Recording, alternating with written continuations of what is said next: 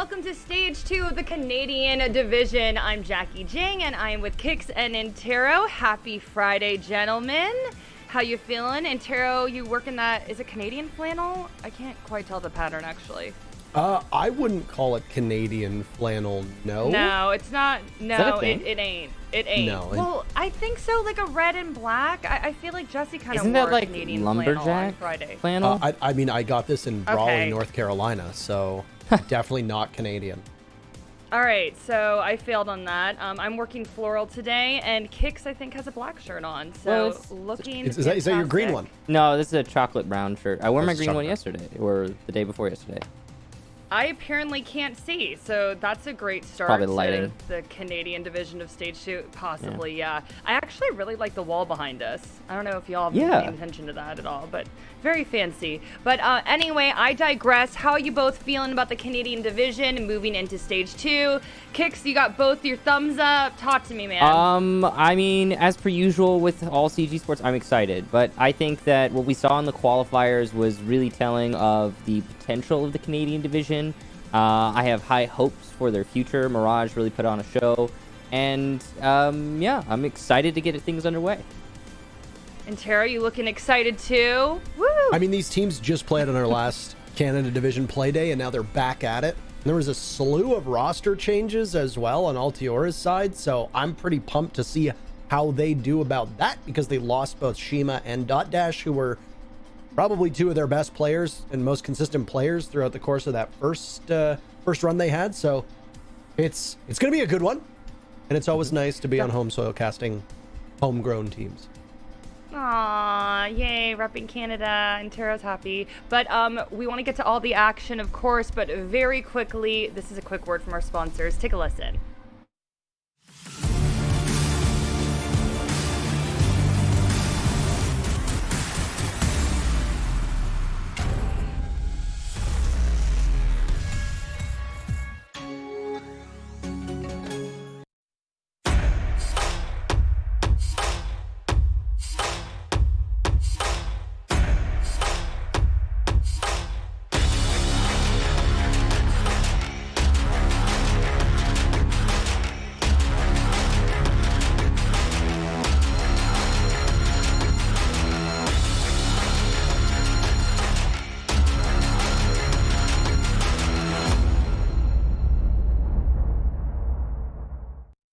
Oh, hey friends, Jess here, and I'm so excited to be here in stage 2 of the Canada division. But before we talk about things to come, let's talk about a few events that have already transpired. So in stage 1 of the Canada division, Mirage finished in first place, which earned them $8,000, 115 Six Invitational points, and a spot in the North American qualifiers for the Six Major in August. Now, they did not go on to qualify for the Six Major, but instead they placed third overall at the qualifier, which netted them an additional 65 Six Invitational points. And that about wraps up everything that has gone down so far. So let's talk about a few roster changes. Now, Livid and Altiora both made roster changes. On the side of Livid, Spectrum and Coffee were removed to make room for Brian and Hypers. And on Altiora, Dot Dash and Zyma both left and are replaced by Sonar and Euphoria. And now Dot Dash actually left to go play on Mexican Team Met. So this brings us to stage 2. Let's talk a little bit about the format. Just like in stage 1, it is going to be a double elimination best of 3.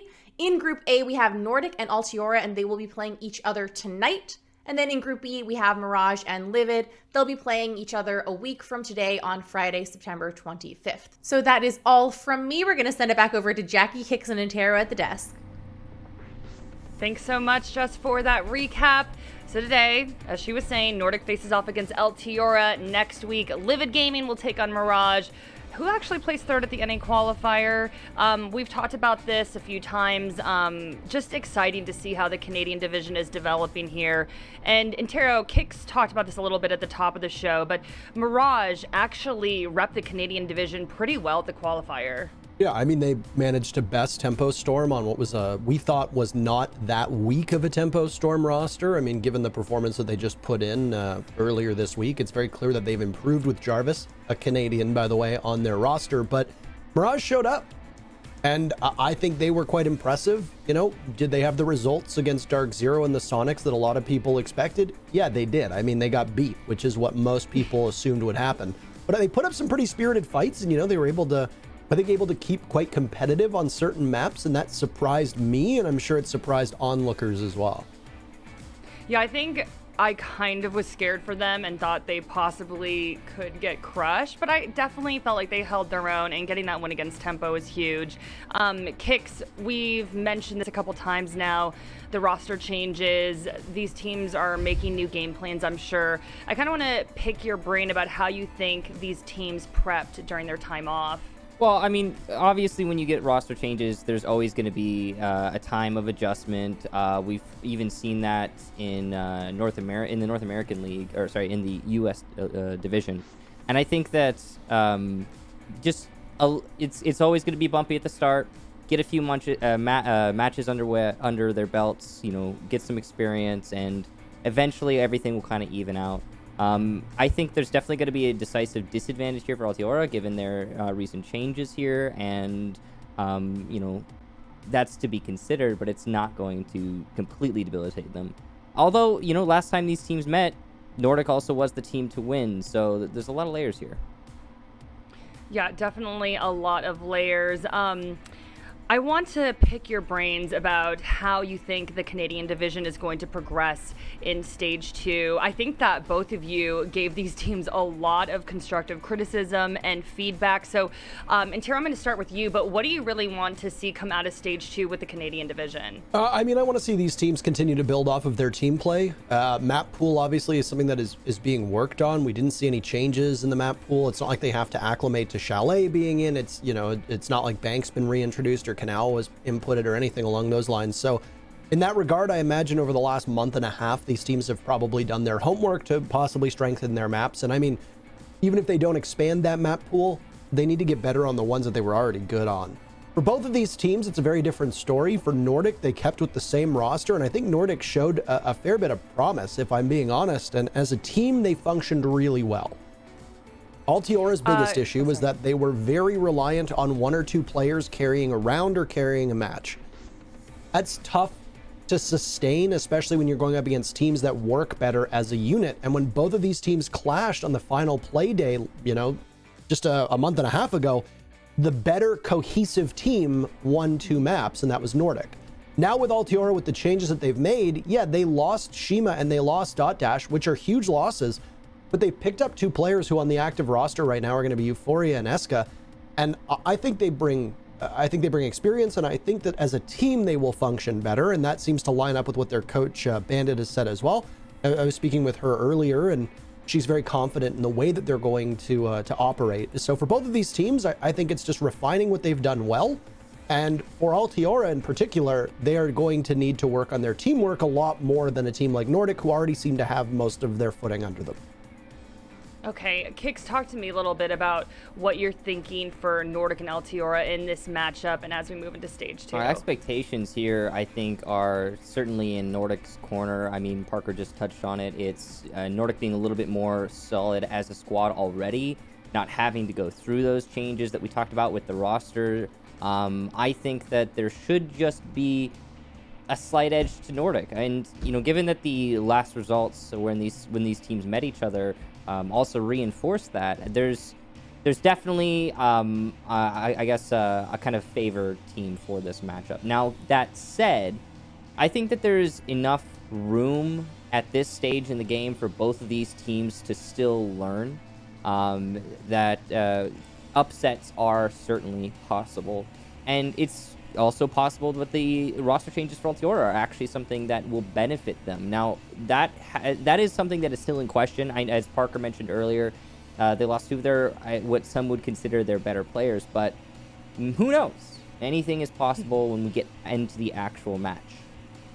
Anything is possible in Siege, that is right. And gentlemen, this just coming in, it looks like we are moving into our map selection process, so we are working to get that information up on the screen right now, and here it comes. So tell me your initial thoughts as we get this info up on the screens. I mean, Theme Park and Cafe gone, 2 decently strategic maps removed right off the board. Consulate and Coastline are both much more frag heavy, and they're going to be the first 2 that we go on to. Not a huge surprise there. Clubhouse and Villa next 2 banned. And then Oregon, this is just going to be a brawl fest between these 2 teams. Yeah, Coastline and Villa were the maps that these teams played against each other the last time they met. Now, that was a while ago. It was actually in July, so late July, but still. And it was 7-5, 7-5 for Nordic on Coastline and Villa. So we've got Consulate. Coastline's the only repeat here, and if we get to Oregon, that'll be, I think, a pretty interesting one. I always love seeing Oregon. And actually, from the Canadian division specifically, we have seen Oregon played a few times by them. And in the few times that we've seen Oregon played, it has been really interesting. The Canadian division does it very differently. And actually, specifically, Altiora has a really good Oregon. They actually managed to beat Mirage, of all teams, on Oregon. So I think that this, if we get to that decider match, could be good for Altiora. It's too early to call, but we'll see. So I know we've been saying it's too early to call. It's Siege. We never know. Are either of you leaning a certain way right now, or really just kind of like, who knows? Coin flip. And Tara, what you thinking? I mean, my bet's still going to go towards Nordic. I mean, they're the team that prevailed last time. 7-5, 7-5. In terms of pure fragging power, losing Shima and Dot Dash, I don't necessarily know if Sonar, Eska, and Euphoria, all of whom are going to be making their debuts here today on this new 7-person roster, by the way, that LTR is carrying around. I don't necessarily know if they've replaced gun skill with more gun skill. Now, obviously, you don't need to rely on 1 or 2 players playing that way if you work better as a team. And if Altiora are as confident as their comments seem to suggest, then they're going to function better as a unit. But that might not pay off right away. You know, these are recent roster moves, and they're going to be going up against a Nordic team that made no changes.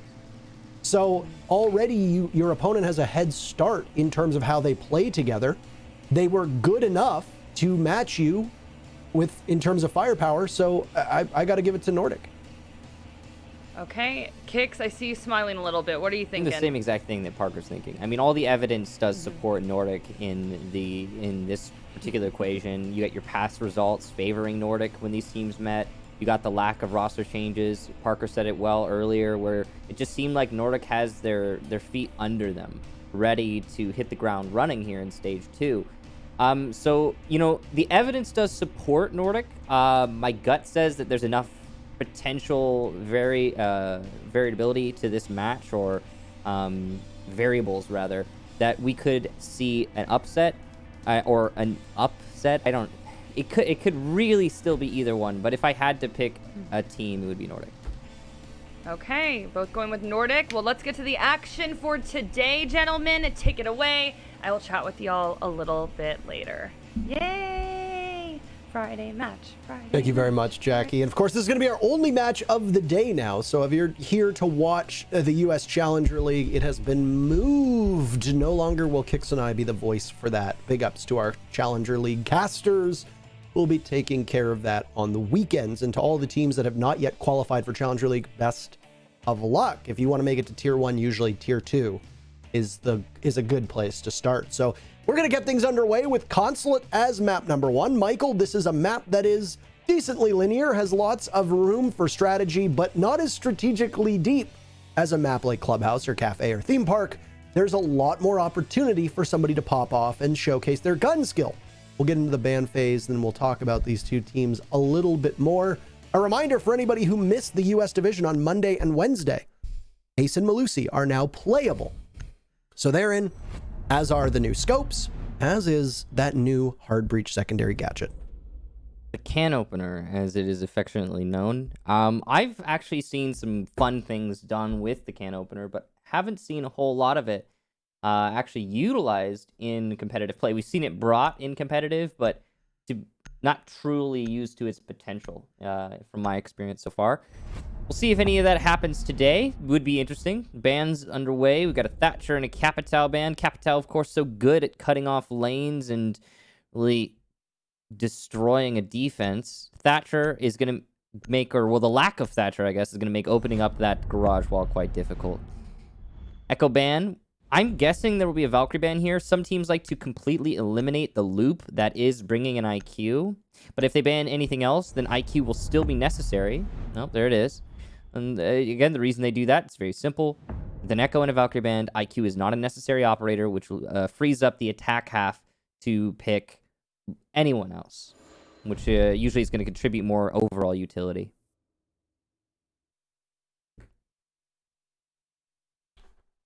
So with Nordic starting on defense, Archives Tellers, which has become the new third bomb site, tertiary bomb site, depending on how you want to use whatever term. But one bomb site that we haven't seen used that often on this map happens to be on the top floor. At CEO console office bomb site with the projector / meeting room. One of the few bomb sites, by the way, that nobody actually calls it by its proper name. Yeah. But I mean, it's the top floor bomb site. You've got a few of those, though. I'm trying to think off the top of my head. I know that there are some. Oh, bakery. Bakery on cafe. There's one. It's the bottom floor. It's the kitchen, but people call it bakery. Yeah, we call it. Well, it gets called kitchen bakery, but now it's just kitchen. Yeah, but I mean, people still call it bakery. I've heard. Yeah, that's true. At least when I'm like when I'm playing, I hear a bunch of people calling it that. But anyway, all that said, we're actually in the game now. We got the site setting up, and well, it's going to be an interesting pick already. Storms is going to be bringing Oryx of all operators. We don't see that very often, though I could see how an Oryx would be useful on this bomb site. Of course, by that I mean he's able to jump through the drop downs. Being able to jump through the drop downs is very useful on a site where all 3 floors have plenty of drop downs and are very important to holding the site proper. I am curious to see how this Oryx plays in here. I mean, the typical meta for this bomb site is to stash 3 to 4 of your operators either downstairs or 3 operators downstairs and a 4th close enough. Have nitro cells in their hands, plenty of shotguns, one kind of intel operator. In this case, it's going to be S4 holding on to that pulse, so his cardiac sensor will pay dividends. LTR already know how to tackle this, though, and what is a pretty standardized upstairs take, they'll take into admin and then go from there. And of course, they're going to want to smash up as much of that floor as possible because your job as an attacking team is going to be to shove those defenders far down as you can, and then hold the angles for a possible retake. Because right here in particular, this area that's been opened up by the IQ's breaching charge is going to allow the attackers to hold the Visa stairs. That is the most common staircase that the defenders will use to retake the bomb site, should the attackers be successful in getting a diffuser down. Good angles opened up here by the sledge into the site. Now he's going to be looking for those holes that were pre-made by the defense and seeing if he can just get a pick through them. Not an easy needle to thread, but one that if you're able to do, can get a significant advantage for your team. Nothing yet, but the opportunity is ever present, thanks to Sledge being able to open up all of that floor. You can see that Nordic is already, as you mentioned, shoved deep down into the site. We've got 4 players operating around under the A bomb site and in the B bomb site. Bozak is going to challenge through the holes that we were talking about earlier, and he'll eliminate guns. So down goes your IQ. I'm not sure. Oh, yeah, they probably brought the IQ just in case it was archives.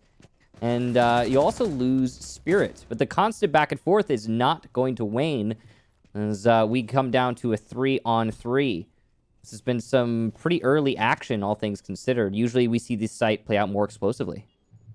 I can understand why Altiora and Nordic were both quite keen to engage in fights there, though, just because if you can begin to whittle down the numbers on the defense and get lucky and take out one of those C4 handling operators, well, you'll be in a good spot. They can see him. There you go. Diffuser does not go down. That was almost an oopsie for S4, but he cleans up on the sonar.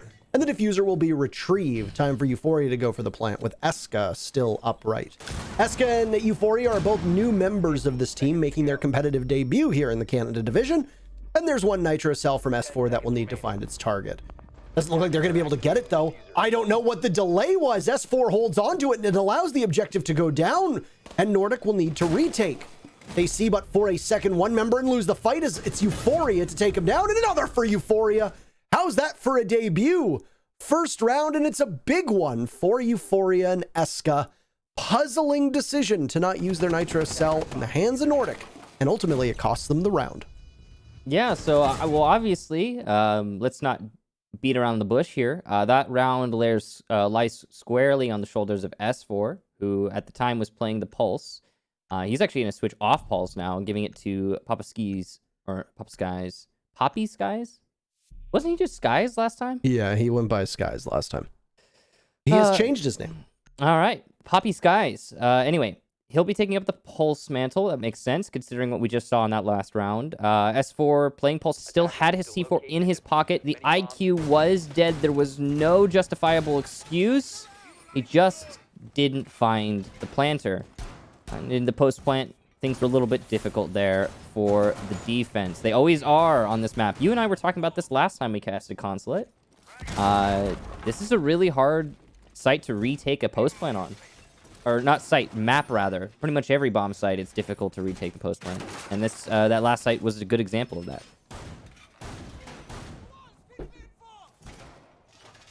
It was, I wonder what the call was there from Nordic and why it was botched in that way. I mean, the Pulse had them on sensor for at least 5 seconds. Was he worried that if he pushed up, he would get taken out by somebody watching? That's the only question that I can really have. What a spawn peek by Lackey that is. On to Spirits, goodbye to the Ash. That's as brazen a play as you're going to get, and it immediately knocks Altiora on and their heels. That's a pretty unfortunate moment there for Altiora, and it comes at the predictability of their strategy. This is the second round in a row now that we've seen the entirety of Altiora congregate around the admin office and attempt to take control of it. I think that was a pretty easy read for Nordic, and, well, yeah, good for them reading into their opponent's movements and seizing upon an opportunity. You can say that again. And Ash is in this meta a utility operator, believe it or not. Yeah, she's actually really heavy utility. Very heavy utility. You don't want to be losing an Ash first. This was not the case in previous metas where her main goal was to run in and kill.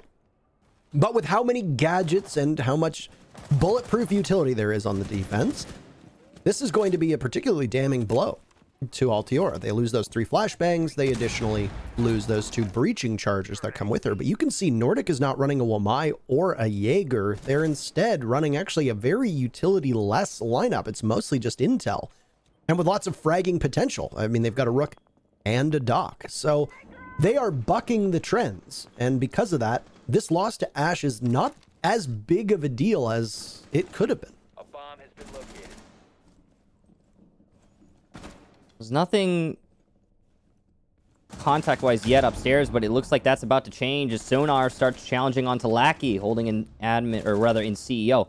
Poppy Skies will be eliminated by Eska downstairs. That's the Pulse gone, and Euphoria will add to it as he gets S4 playing by Banana. It looks like S4 was actually trying to get aggro on Banana. A poor decision in this moment. Nordic now find themselves on the back foot after getting the lead-off frag, and now will have to fight to regain control of the main lobby, which is likely to be the plant spot of choice for Altiora. With the Evil Eye eliminated, Sonar will attempt that plant. Lifelines going into Mezzanine to try and stop a retake. C4 is caught. Beautiful shot there from Guns, and a huge save. That C4 from downstairs. Storms in particular. Unfortunate for Nordic that didn't land. And now in the post plant, again, a very difficult position for Nordic as they have to retake their own site. Storms will get 1, but it's that response of Lackey, and he won't get the second. Bozak, the last defender, has to find 3. Unlikely is the word here as he comes down to the last 20 seconds. And he's got to find someone outside. Nades raining in. It's just not going to happen. Eska gets the final kill, and Altiora looking pretty good here in round number 2. Obviously pretty happy with that result, and I gotta say right now, Eska and Euphoria are proving that they are more than competent to replace the firepower that was lost from both Shima and Dot Dash on this team as they come in and they fit into aggressive roles. So you've got Euphoria running on that Nomad for 2 rounds, and now Eska running on the Sledge. While there might not be a defined main entry operator like in metas before, Your Sledge and your Zofia are going to be the two that are probably involved in the opening action, should it arrive, unless you end up getting caught with your pants down. Then it could be your Hard Breacher, it could be the Ash, it could be the Nomad, who knows. I gotta say, there was no coverage whatsoever from Nordic of the main lobby. They were hinging entirely on that one C4, and when that hatch is opened up, you know that that C4 is coming in real hot, and it was played well by the Zofia of Guns to catch it, and Guns in particular used to be a standout performer on this team. He has yet to find the scoreboard, but there's still plenty of time to do that. He's letting the two new members of Altiora have 9 of his team's 10 kills. A very impressive score so far for both of them. And one thing that I wanted to touch on when it comes to Euphoria, we used to praise Dash regularly when he was on this team for having by far and away the most competitive experience on a relatively inexperienced team. Well, Euphoria also has a ton of experience as well. He used to be on that old Nomads roster. Euphoria played in the old Canada Division teams as well. He was on Team Canada, if people will recall, playing with Jarvis and Brian. Brian now, who is also in the Canada Division. He's playing for that Livid team. The roster move was made at the tail end of Livid's previous game, or their last game rather, when the team made some changes. So Euphoria brings some gravitas. He also brings lots of experience. And I would even go so far as to say that Euphoria is probably a stronger focal point for this team than Dash was. And we'll see if he continues to play at the level that he's played at so far. It's been pretty solid, all things considered. I mean, we've seen some great fake outs from him when he was planting in Tellers. He managed to dodge the first C4, and then the second one just never came for some reason. He's also been, just doing decently on the fragging front. Of course, not the top performer. That's Eska, who has just been surprisingly sharp, I guess, in his fragging so far. Now, in this round, we're going to see Bozak trying to hold on to Projector. This is not an easy spot to hold, but he's going to do his darndest. He's got a shield in case the wall gets opened up. It has not been opened just yet. I'd like to note an interesting lack of both Ace and Malusi being played here. I mean, neither of them are banned, so I am surprised that neither of them are being played. Ace, for example, would be a very good hard destructor at this moment to open up the projector wall and make Bozak's life a little bit more difficult.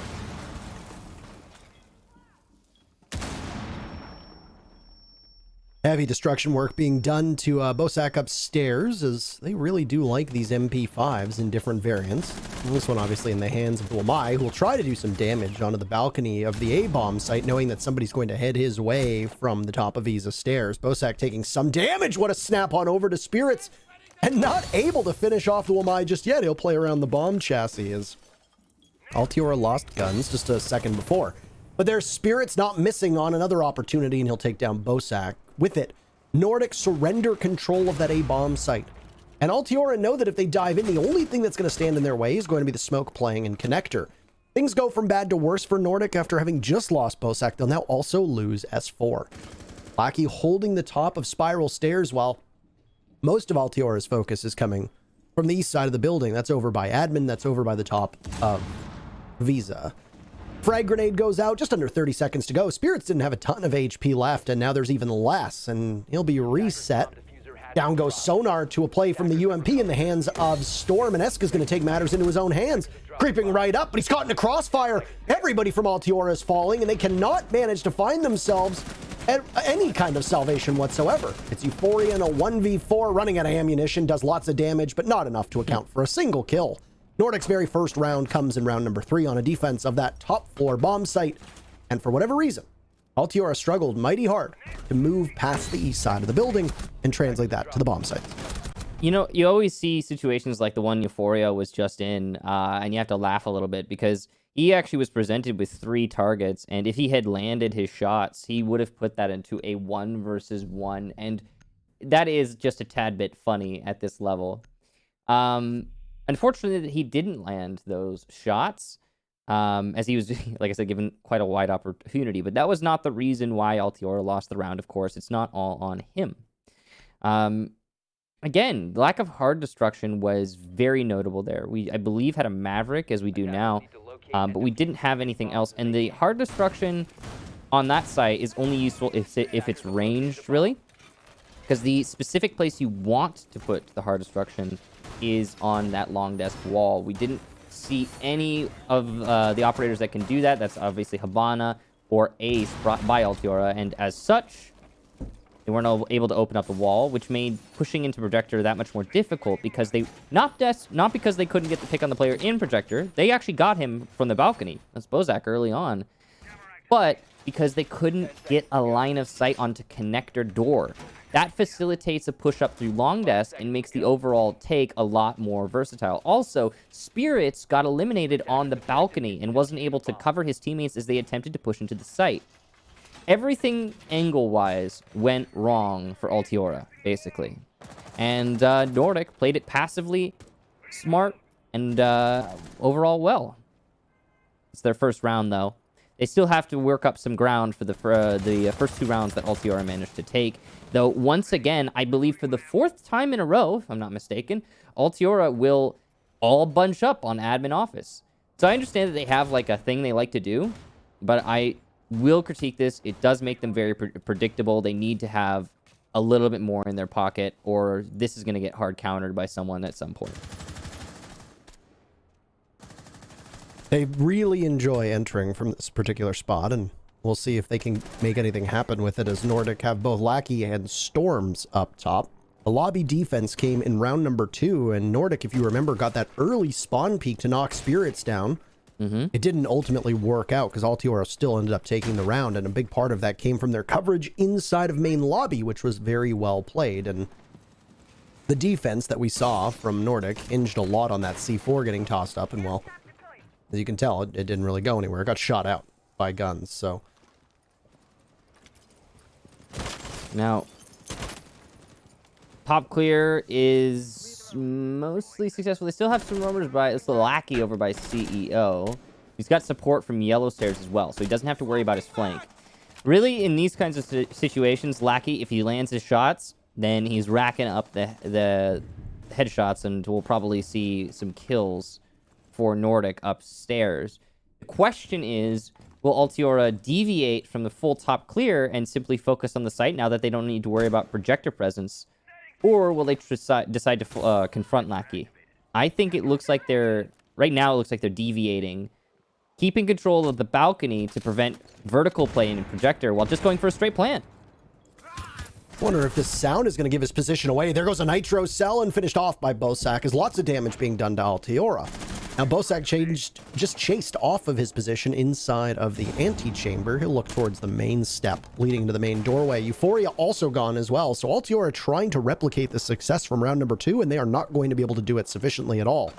Maverick pulls out a frag grenade, and you can hear lots of bullets. And you can see the Tracer's a great shot as well, as there's sonar ready and waiting with Eska in on the fun too. Now Nordic will trail in terms of numbers. So it seems like Altiora's commitment to that main lobby hasn't really been that bad of an idea. There's a cam up of some kind. I would assume it's a bulletproof cameras. It's giving calls, and Bozak swings on in off of that information, and Spirits finds the final 2 kills. And Altiora, well, it was a chance for Nordic to be able to tie things up, but Altiora says no. They're up 3-1. Oh boy. All right then. That was a 5v3 turned into a 3v3 in the last 25 seconds. The defenders, or actually a 2v3, sorry, not a 3v3. It was 5v3 put into a 2v3, the 5 to the 2. And that's just, I mean, that's really surprising, especially given the time constraints that Altiora had. We didn't actually see where specifically Eska was able to get those 2 picks. But whatever the case be, an important and impressive 2 picks for Eska, and certainly ones that are kills that swayed the outcome of the round. That was through and through a round that Nordic should have taken, and, well, ultimately didn't, as surprising as that is. Life moves on, I suppose, but surprise is still the first thing in my mind there. Impressive tenacity from Altiora. They had a very simple strategy. It probably shouldn't have worked out. It already started off poorly with the kills going the way of Nordic and the initial scuffles. But saving it in the end. I mean, a win is a win.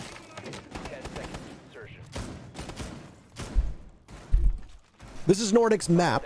It was not played in their head-to-head matchup earlier on, so this is a new frontier for them, so to speak. I mean, it's certainly seeming like Nordic may have made a mistake, though it's too early to call. We'll wait and find out. Now, Archives has been bad. Oh, no, really? Sonar loses almost all of his HP. He tried to challenge through the drone hole, and, well, it backfired. As I was trying to say, okay, well, Storms is going to eliminate Guns as well, so Altiora, not a great start here. A little bit of damage done to Storms, but a kill's a kill. And while Guns hasn't gotten a kill himself yet, he's not going to be able to nullify the pulse in this round, and that's why they're bringing that IQ in the first place. I was trying to say this site has not been friendly to Nordic, but it actually almost was won by them. S4 just made a mistake last time he was pulsing here. Yeah, I remember that. That was very much of a head scratcher. Yeah. Like, you've got them all on your cardiac sensor and you don't do anything with it? Like, that's kind of puzzling. It was. Euphoria starts things off. He gets rid of Storms. That's the castle taken out. The top fragger on the team, but in the clutch, a castle is not going to really do too much for Plant Denial.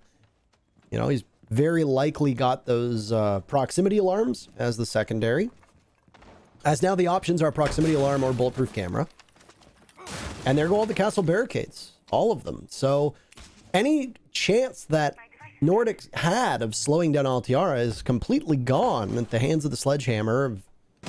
Now Nitro Cells in hand, and Nordic will try to stop them. And there's going to be calls coming out with 3 Nitro Cells still in play in the Mirror of the Pulse as well as the Kaid. 1 minute left. And Altiara are very aware of this. They're going to need to try to dodge those explosives that are going to be coming for their feet. There's a lot more time to work with this go round for Altiora, and they're going to start their first plant attempt. It'll be called out. Sonar's sticking, but he gets off, and well, okay. Well, Poppy Skies kills himself to stop the plant. Sacrifices must be made.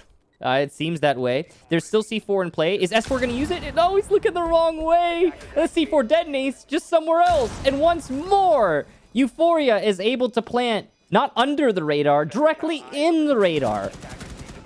Nice kill there onto Bozak as he attempts to take control of Statue. And unsuccessful. And there's another one for Euphoria. He gets his third. Looking for the fourth. There it is. A trade to end out the round. A 4K from Euphoria and a plant.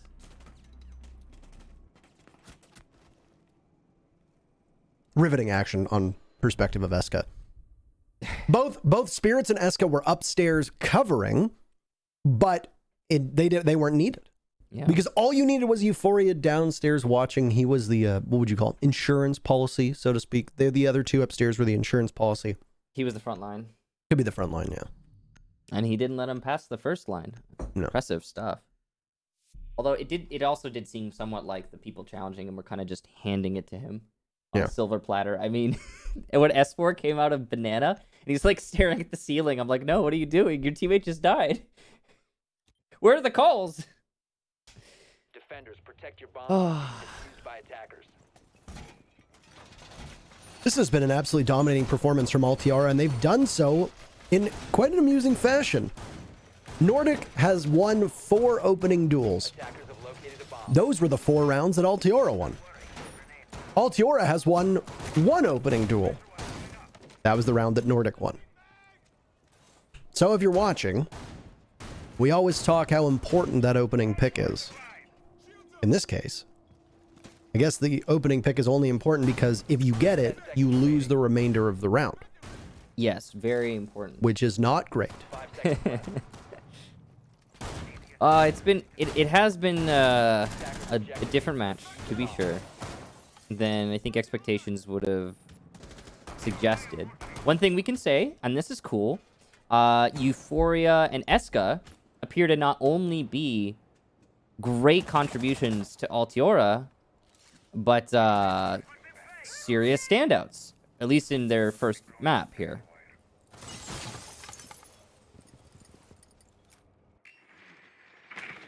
Yeah, what do they have? 15 kills. Yeah. In comparison to 5 kills for Altiora, my. It's been good for them. I'd say so. And it's always nice to see new players come in with confidence and surety like that. Now, once again, CEO take. We haven't been seeing this site a lot in the US division, but clearly Nordic are keen on playing here. Lots of soft destruction going on by admin. This is, once again, the same as always, Altiora. Take from admin office. No deviation from the path. They know what they like. And it's working so far. No serious problems have presented themselves yet for either squad. Now, there is a pulse downstairs. That'll need to be dealt with by Altiora at some point. Or they risk C4 from below to deny the plant. We're coming down to the last half of the round here. And actually, a C4 to deny the plant is not going to be an option, as it's a C4 to kill Euphoria before the plant even goes down inside of Visa. That's actually a really big pick, specifically because Euphoria was the flank watch.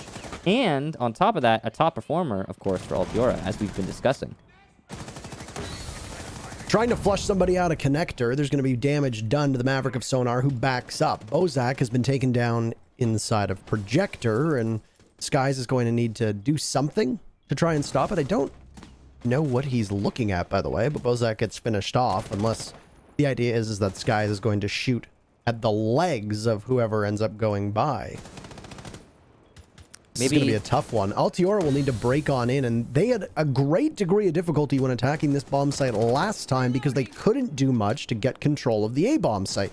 Now, if they can bait out the utility from Nordic, that'll be good. You can see there's no nitro cells left. There's only one toxic canister left. Barring a Maestro camera, you don't really have any hardcore plant denial. Sonar attempting the plant, smoke going off, and tasing being done, and there's Eska falling and Sonar as well. So Altiora having some significant struggles here yet again. In the midst of his smoke with 10 seconds left is the smoke of Skies waiting. The Ash sprints on in, isn't going to get anywhere. Gunned down by the SMG-11 as well with the Maestro right behind him, and S4 will finish things off. If only Nordic could have gone to that bomb site 6 times, they'd maybe up 6-0, but 2 attempts is all that they're capable of winning on console upstairs. We switch sides with Altiora up 4-2. No, I'm sorry that there's no excuse there for Altiora. The way that played out, what happened, gas canister through the wall, maybe, but certainly the evil eye in the site. Ash had both of her Ash charges. Zofia had both of her impacts, and you're losing your plant to an evil eye. That's puzzling. Now, still though, a good half for Altiora, so at least they can rest assured that they won that first half. They'll go on to their defensive half now, and they'll start in the bottom floor. Well, I think the bottom floor is seen as the best bomb site on Consulate by many teams these days, especially if Maestro and Mira are available. Mira makes the oppression from the Evil Eyes even more oppressive, and it's a good combo to force the attack to clear out just so much utility.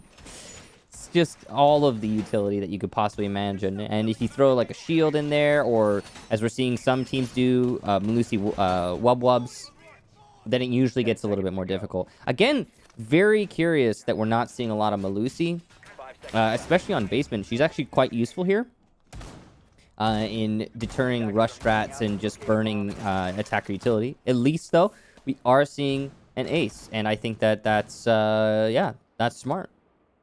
I think it's a good call to deal with all this utility, and we'll see how Nordic can work with it, especially since Ace is going to be the single hard breacher. We haven't seen a lot of rounds where he's going to carry all of the weight himself. A number of teams were doubling him up with either a Maverick or a Hibana. Yeah, but he can do it all, especially on a map like Consulate, right? Because this is a hard destruction light map, except the only place that you need an excess amount is, of course, the garage, as you need to open the drops and the panel. So yeah, I think in this particular round, it's not great that there's only him. But on other rounds, I think he could serve as the only hard breacher. Now, early on here, Sonar is going to get picked off inside a bathroom. That's truly unfortunate, as he was the lone roamer in the bathroom, and now that pressure is completely lost for Altiora very early on. No time wasted.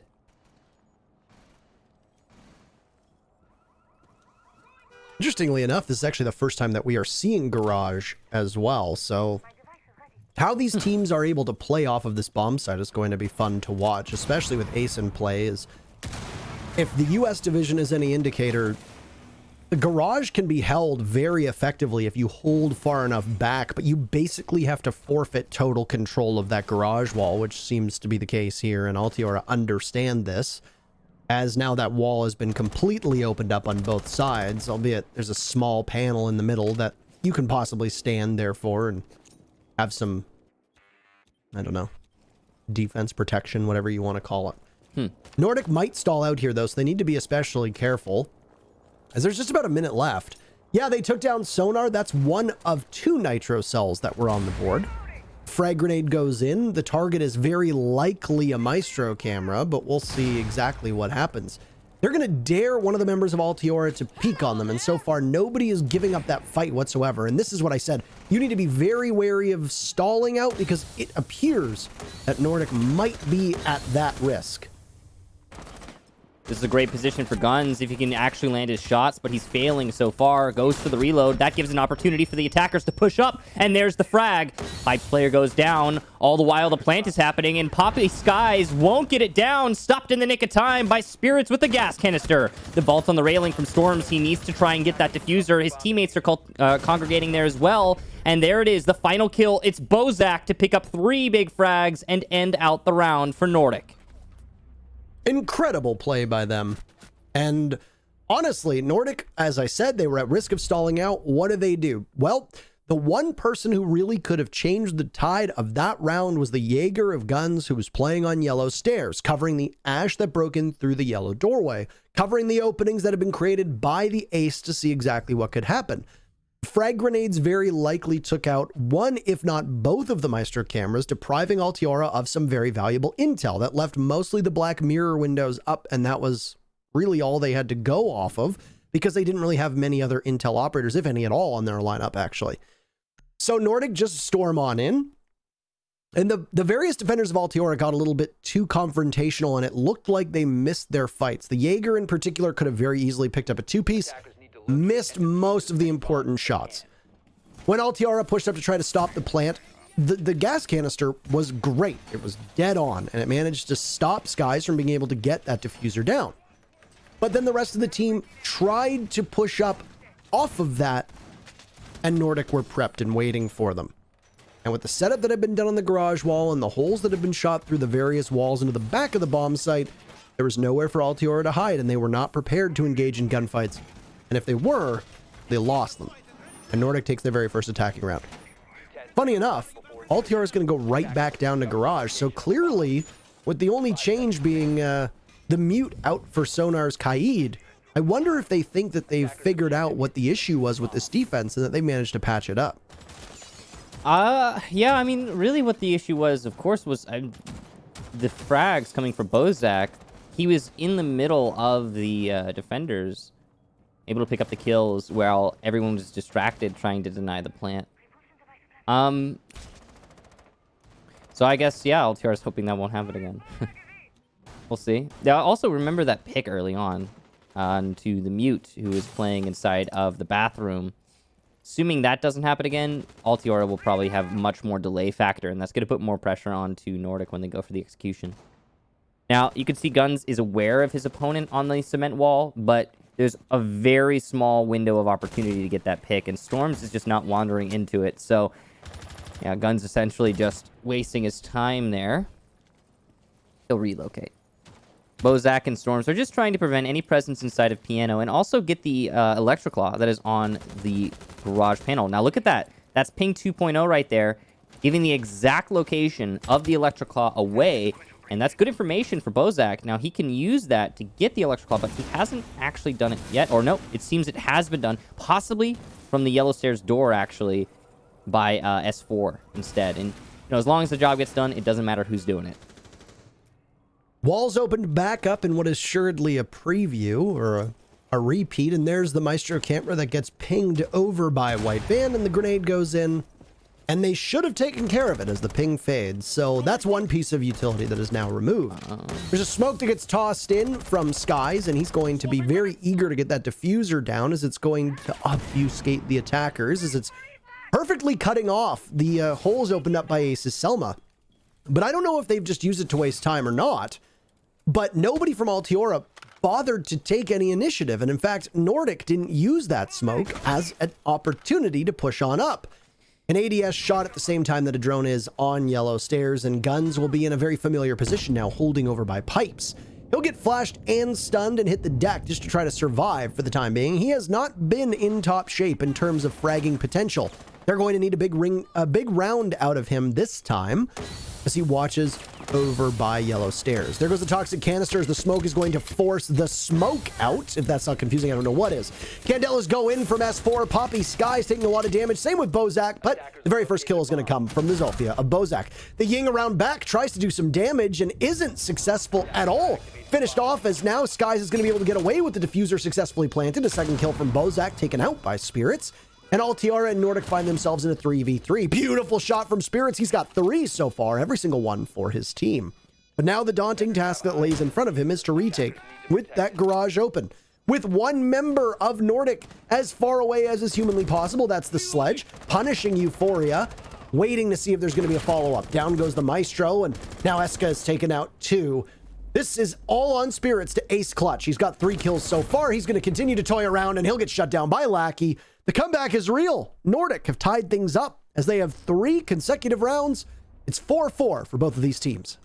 Well, if anything, the story here is that this is going to be a long match, and that's always great to see. These teams not letting each other stray too far away into the advantage.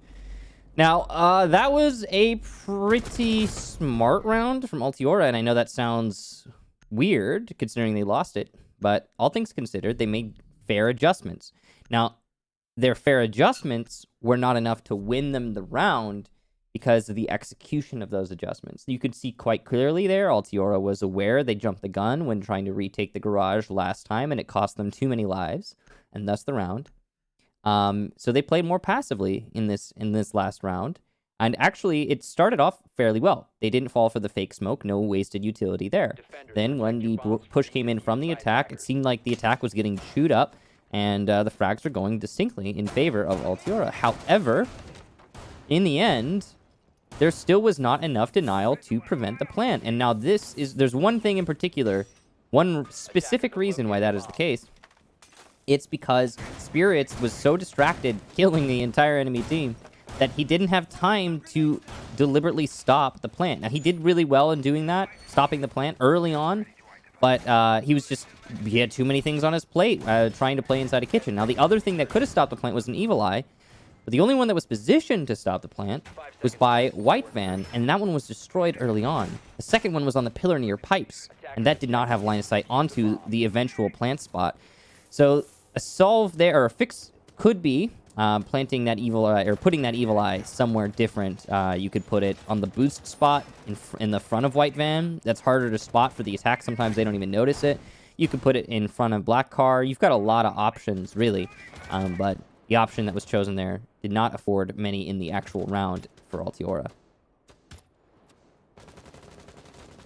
So, that's 2 attempts at defending Garage, and Altiora showing some significant struggles, so you have to go somewhere else. At this point, you can't really go for it a third time, as Nordic looked much more convincing on that second round that they attacked on it. Mind you, the numbers were closer, but they were still able to, they were still very able to hold and hang tight after they got that diffuser down. Yeah, and of course that post plant downstairs, real hard to retake. I mean, it's a change in venue here, as Altiora has given up on the basement, and rightfully so. They really struggled there.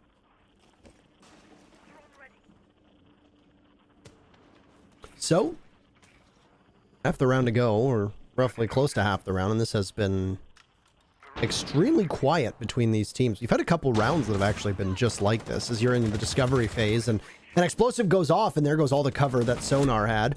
Tries to swing onto the Nomad, but loses the fight to Storms, and Nordic are going to continue to just absolutely feast upon Altiora in terms of opening picks.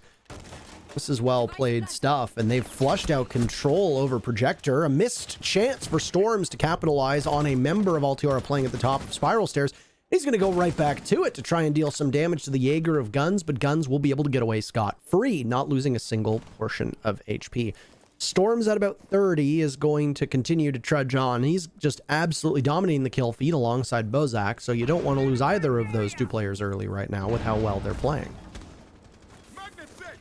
Now, you can see those discs going into the main lobby. That's going to be very useful when it comes to the smokes that Nordic might want to throw down and attempt to plant with. No picks apart from Sonar, though. It means that this is going to be a very dangerous plant attempt. Poppy Sky is going for it, though, regardless. Gas canister number 1 to push him off. Now, with only 28 seconds, he's not going to be able to fake out all of these smokes. Fierce will use his second one confidently because he knows he can chain smoke until the very end of the round at this point. Now, the connector, or rather the mezzanine rappel here, anti-chamber rappel, is very dangerous for the defense, and that shot is very important. Guns getting him off that rappel means he can push into the main lobby nice and free. He'll be downed, though. Not a moment of opportunity there for Altiora. The plant will be stuck, and in the dying seconds, it's all on Euphoria to retake the main lobby. Once again, these situations keep presenting themselves to Altiora, and they keep struggling in them. Nordic seem poised here to put this on to 5-4, which, if I'm not mistaken, is the first lead that they'll have, really, in this match. First substantial lead, to be sure. That's a nice shot from Euphoria. That's another nice shot from Euphoria. He'll have to find 2 more, and he dies to a single bullet, so it's certainly not looking likely. But he sees the tracers, follows them, and just can't land the shot. Storms finishes it off. Nice try there to Euphoria, but it's not enough. 2 hot hands going against one another, and those frags that came out from the Maestro were totally impactless. Nordic on attack, looking pretty good. And I mean, right now you've got a set of circumstances where the attackers are just having a ball on Consulate. There's only been 2 defender victories so far. They were both Nordics. They both came on that top floor bomb site of Console and Projector. Altiora on defense have really struggled to put anything together. That first round, it was a 3v0. Second round, 2v0. Third round, 4v0 that become, or 4v1 that becomes a 2v1.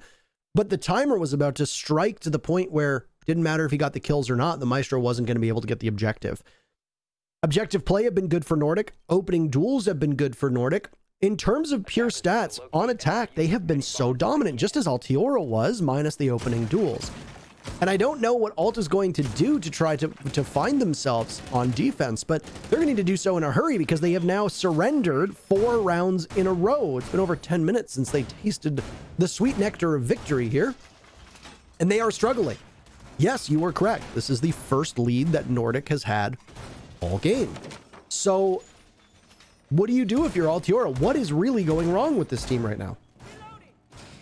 Well, 10 seconds remaining. I'll be blunt. I think the utility used for both teams has been a major problem.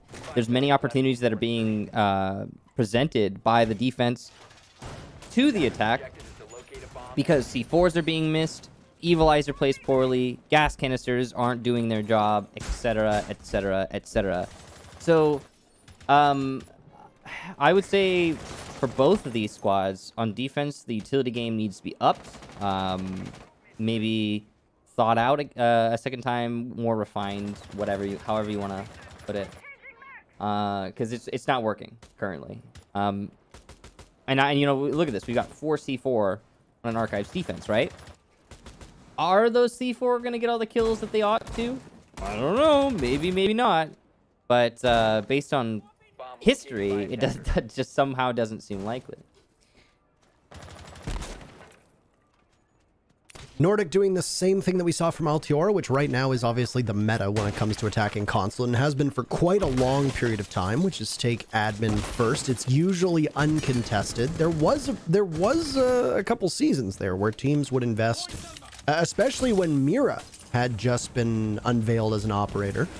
where you saw teams aggressively hold that part of the map. Not so anymore. It's not quite the case.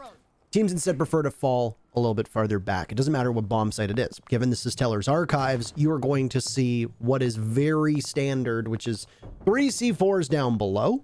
There's 4 in total from Altiora right now, but 3 seems to be the minimum that teams need. And as an attacker, you need to ensure that you dodge at least 2 of those. If you can't, you're in significant trouble. 1 not dodged from Nordic as Eska gets Bozak and blows him sky high. Not the spot that you want to find yourself in. Nordic immediately losing 1 member, and this is interesting, and that is a flub. And instead of blinding his teammates, oh my goodness, what a blunder from S4, just all around bad, and Eska is able to capitalize off of it. That's a huge win there for Altiora. Poppy Skies tries for a plant attempt, but it's not gonna work out. He has to come off. He'll go right back on. Heartbeat detector on someone that is not the planter. So Poppy Skies might actually be able to get this plant down. And yes, indeed, it looks like he will. The pulse distracted by storms. And Altiora now needs to retake into the site. Now, they do have a strong man advantage, but that might not matter. This is still a very difficult retake. Eska gets Poppy Skies. Lackey, though, crucially, will eliminate Spirits. That's Lackey's position known, and he'll be an easier target to pursue. And as Storms gets eliminated, it's all on Lackey. He'll need to ace if his team wants to win this round. That's the 3rd kill. Now he needs to deny that diffuser from being disabled. As luck would have it, he's a sledge, but he doesn't actually acquire the target. Sees his opponent, doesn't land the shot, and it doesn't matter because Altiora steps off as they see the tracers. Sound will give away intent here, and Lackey will react. It might not matter that Eska got that final kill, though, as there's only 3 seconds. A beautiful clutch there from Lackey. And Nordic will put this on match point. What a round, Michael. My God. So well played by Nordic and Lackey in particular. A bit of a missed opportunity from Altiora and a questionable decision making there after they had a very promising start to that round with Eska picking up a double kill. And he very easily could have been the hero of that round. But instead of the Pulse being able to get upstairs quick enough, unfortunately for him, Altiora losing their disabler. You want to call it that? Disabler? Disabler. Is the term for it, I guess? Yeah. Well, that sounds so sinister. I am the disabler. The disabler. The disabler. I disable people. Yeah, that's all I do. That is correct. Also diffusers. Also disables diffusers. Diffusers and people, yes. Yes. But goodness, it's so many things went wrong for both teams there, and it ended up being quite messy, but a spectacular finish is, well, it's a sight to behold. It certainly didn't seem like Altiora was going to be able to lose that round, and then, well, they did, and boy, did they ever. Yeah, it was a pretty good round there, from Lackey to clutch it. But yeah, Altiora should have had that one. Let's be real. The main problem there, this seems to be a reoccurring theme for both teams, strangely. The Pulse is always off doing something that's not calling out the site. And that's profoundly confusing, as that is the whole reason. You bring the Pulse. Let's be clear. You bring that Pulse to prevent your enemy from planting an A. And the Pulse has been doing anything but that. Now, sometimes there's other good things that the Pulse is doing. And I mean, when I say the Pulse, I mean for Altiora and for Nordic. To be clear, both of these teams have been struggling with using their Pulse. Now, to be clear, the Pulse does do good things, just not the one thing he's there for. And I just found that really funny. Lackey, obviously, plenty of pats on his back, I'm sure. And Nordic attacking onto Archives again. Parker, every round for both squads, it feels like there's been a heavy repel presence on these admin windows. There are ways to punish that, just to be clear. Like, there are some things you can do. You could C4 from Visa. You can C4 them from Coffin as they attempt to push in, or from Cafeteria. You could do setups where someone plays in north and south corners. You could stop that admin push, and just doing that would shave off like probably a minute 30. Even if you don't get any kills. I'm surprised that none of that is happening for the defense. Not entirely sure. But obviously Altiora feeling the pressure here as they have now given up 5 rounds in a row. Round 5 was when they won their attack, and that was it. I mentioned earlier how you have to bait out these nitro cells and be very wary of anybody playing down below. If you look at Altiora's lineup, they've got 4 nitro cells yet again. That shouldn't really surprise anybody. The Pulse is going to be in a game of cat and mouse with S4, and there you go. Eska's taken about 25 HP or so. No nitro cell thrown out as an act of desperation. There go all the Selma charges as well, and Eska will go back onto this cardiac sensor to try and see where people are. Will he get dispatched by an IQ? That's the question. There seems to be a lot of uncertainty here from Altiora as to what to do with this Pulse. Yeah, they're going to get the first C4. Storms almost dies, not reacting to the call in time, or maybe the call didn't come out in time. But he'll survive. Poppy Sky is going for that plant, and he'll be eliminated by Spirits, so the C4 is well placed this time. Kills are still going in favor of Altiora, but the plant attempts are still coming. One C4 after another, and now there's none left in the tank, so the plant will go down from Storms. No! In the nick of time, saved by Eska. That's huge. Bozak will get the refrag on Spirits, who is pushing up Visa Stairs. But in this 2 versus 3, with only 30 seconds, Nordic are in a bad spot. They were hoping to lock it out this round, but it's just not happening. Now, because of that pick, there is top 4 control for the defense. And as Lackey goes down, it's all on Bozak. He has to find 3 and get the plant. Now, Pulse still has his heartbeat detector, even if he doesn't have the C4. He'll be calling out the position this whole time. The prone is perfect, and the shot lands. Guns will get the final kill. And Altiora will keep their chances alive. I'm sure they are very elated over that one, as Guns is able to take him down. And 2 kills, actually, as Guns gets both of the final kills to keep his team very much in this. Overtime is a thing, so if Altiora can win this round, which would be their second successful defensive round, matching Nordic's total, then we need extra innings, in which case the attackers will be at a very obvious advantage given what we see right now of the scoreboard. 3 defensive victories, 8 attacker victories.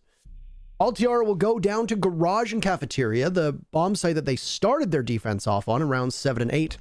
And they had a lot of struggles here, Michael. Nordic obviously sticking with what works, but Altiora got boxed in towards the back of the bomb site. They didn't exactly have any ability to fight back when Nordic rushed the B bomb, which is entirely where their focus was.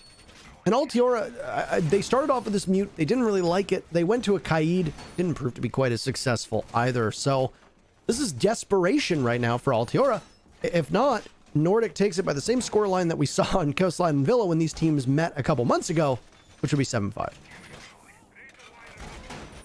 I mean, I wouldn't be surprised if it ended in the 7-5. I wouldn't be surprised if we get to that OT either. Right now, both these teams are proving their... I guess their proximity to one another in terms of talent, in terms of preparation, it seems. I think Nordic and Altiora have been those teams for each other for a while now. Now, the roster changes don't seem to have made that much of a difference. And in fact, again, clearly, based on this map's performance, they've actually elevated Altiora.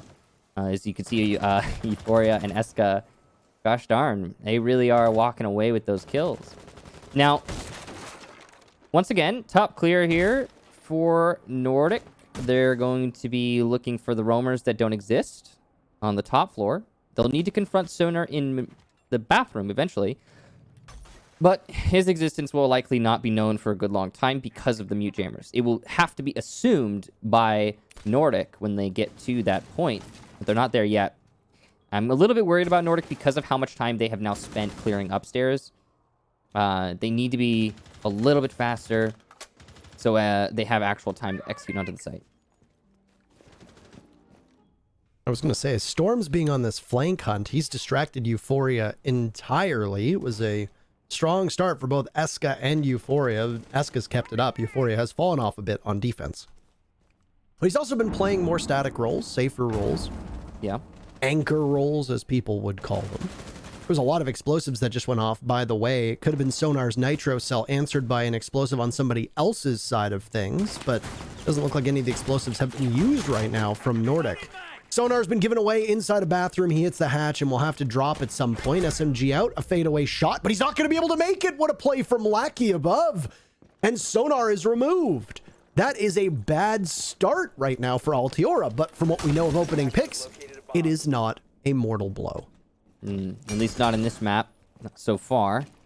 Now, down goes the Mute Jammer. That's going to allow the Ace to open up the garage as we hit the last 60 seconds. Shield called out on pipes. That shield will allow the Jaeger of Guns to continue to play on pipes as long as he's got an ADS to protect him. The nade goes in, and it goes under the pipes, possibly. The explosive does not destroy the shield, nor does that impact. And this is a continued waste of explosive utility here from the attackers. Guns will finally be pushed off, but the shield is still intact because once again, the nade went under the pipes and did not destroy it. Now, that means the position can be retaken later, but Guns will actually instead just push up Banana and die. 20 seconds left here for Nordic to make this execution happen, but they've got a two-man advantage. The utility is going to be paramount here, but as the smoke goes down, that's going to get very difficult for Altiora. Plank going down from Poppy Skies. He keeps sticking those, and they tend to work. Now it's all on Eska and Euphoria, the newest members here. Euphoria goes down, now just Eska. He has to land some really important shots, and it's just not going to happen. Nordic will lock it out, and we'll move on to map number 2, 7-5. Only a few things are certain in this world, Michael, and it seems in Canada, a certainty is Nordic beating Altiora 7-5. They did so on Coastline and Villa just a couple months ago, and they'll do so now in the rematch on Consulate. It was a strong start, though. When you look at Altiora, they took 4 of the first 5 rounds, and then only took a single one after that, which is a rough shape to find yourself in. But let's bring in Jackie and get the whole gang here. Man, that was a matchup. Altera was up 2-4 at the split, looking really comfortable, and then we just had a lot of back and forth, and Nordic pulled it off. I want to obviously talk to both of you about how Nordic effectively battled back here, and we do have our highlights up now. And Tara, I'll start with you. I think when you look at this lineup, the Capitao and the Thatcher bands on attack were not that impactful. I mean, Ace makes the attackers have a really big advantage when it comes to hard destruction, especially on that garage bomb site, which is kind of surprising actually that that Altiora went there 3 times, because out of all the bomb sites on this map, that is the one where I would think Ace would have the most impact, and that really frees up a lot of other operators to do cleanup around him getting that garage panel open. I mean, the one thing that we touted about Nordic in terms of their strengths heading into this match was how cohesive they are and how effectively they work together. And that appeared to be the case. There was nobody off on their own doing their own thing, except for maybe the flank watch of the Nomad a couple times. Everything that Nordic was doing, especially on attack, was very well orchestrated. And I mean, Altiora is still trying to adjust to a new lineup. I think that they had frag power there from both Eska and Euphoria. It was a slow map from Guns, but ultimately Nordic did look like they were far more practiced, and they had an idea of what they wanted to do on attack, and they pulled it off masterfully almost every single round. Yeah, Nordic definitely looked like they were in sync. They had the chemistry there. Kickstar, what do you think really contributed to their success on this last map? Well, I would agree with Parker. Of course, the cohesion was more apparent on Nordic. We also saw some serious hero plays. Of course, that round from Lackey where he got the quad kill. Now, he was answered by a quad kill from Eska as well, but he got the quad kill, denied the disable of the diffuser. That was big. The biggest thing for me is the focus on objective play from Nordic. It was more apparent than it was with Altiora. The plants in particular for Nordic, they really did focus on getting those down whenever possible. And the Ace, yeah, Nordic brought Ace. Altiora didn't. And yeah, Ace is best on the bottom floor, but he's also useful on the top floor. He can be useful on the middle floor as well. I mean, he really can be useful on any of these bomb sites. Even if not as much on the bottom, or much as on the bottom. And we didn't see that from Altiora. They actually brought some kind of odd picks. I don't think they even brought Habana that much. They mostly brought Maverick, which is just, I'm very confused by that selection. So the utility game was a little bit off for Altiora. The cohesion was a little bit off for Altiora. And even though we saw those individual heroics, it was still not enough for Altiora to ultimately win many rounds. Like, when you think about Spirits, when they were defending the bottom floor, he picks up a 3K, he's stopping the plant for like 40 seconds by himself as the smoke, he's looking good, but his whole team is dying as all this is happening. So the teamwork's not really there, And it seems like even sometimes in Altiora, we'll see players try to double up on the same job and then trip over each other. I've seen that a couple times happen. So yeah, no, more time is needed, I think, for Altiora to refine their roster a little bit. But I say I'm very impressed with the score given all of that. Yeah. And both of you talked about the use of Ace, and I believe during the map I heard you guys talking about wanting to see more use of Malusi. I wanted to talk to both of you about elaborating on the importance of these two new ops. And Tara, I'll start with you. I mean, Ace is really effective at clearing out utility.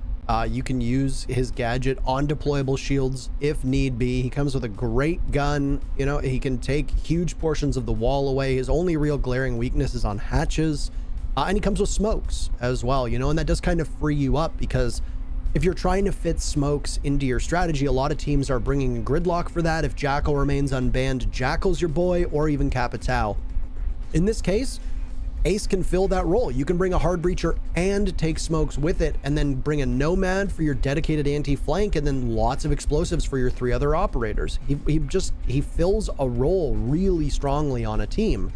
As for Malusi, she brings 3 very annoying and frustrating gadgets to play around. They slow you down, they're bulletproof, and it just further contributes to what is already a utility soak meta.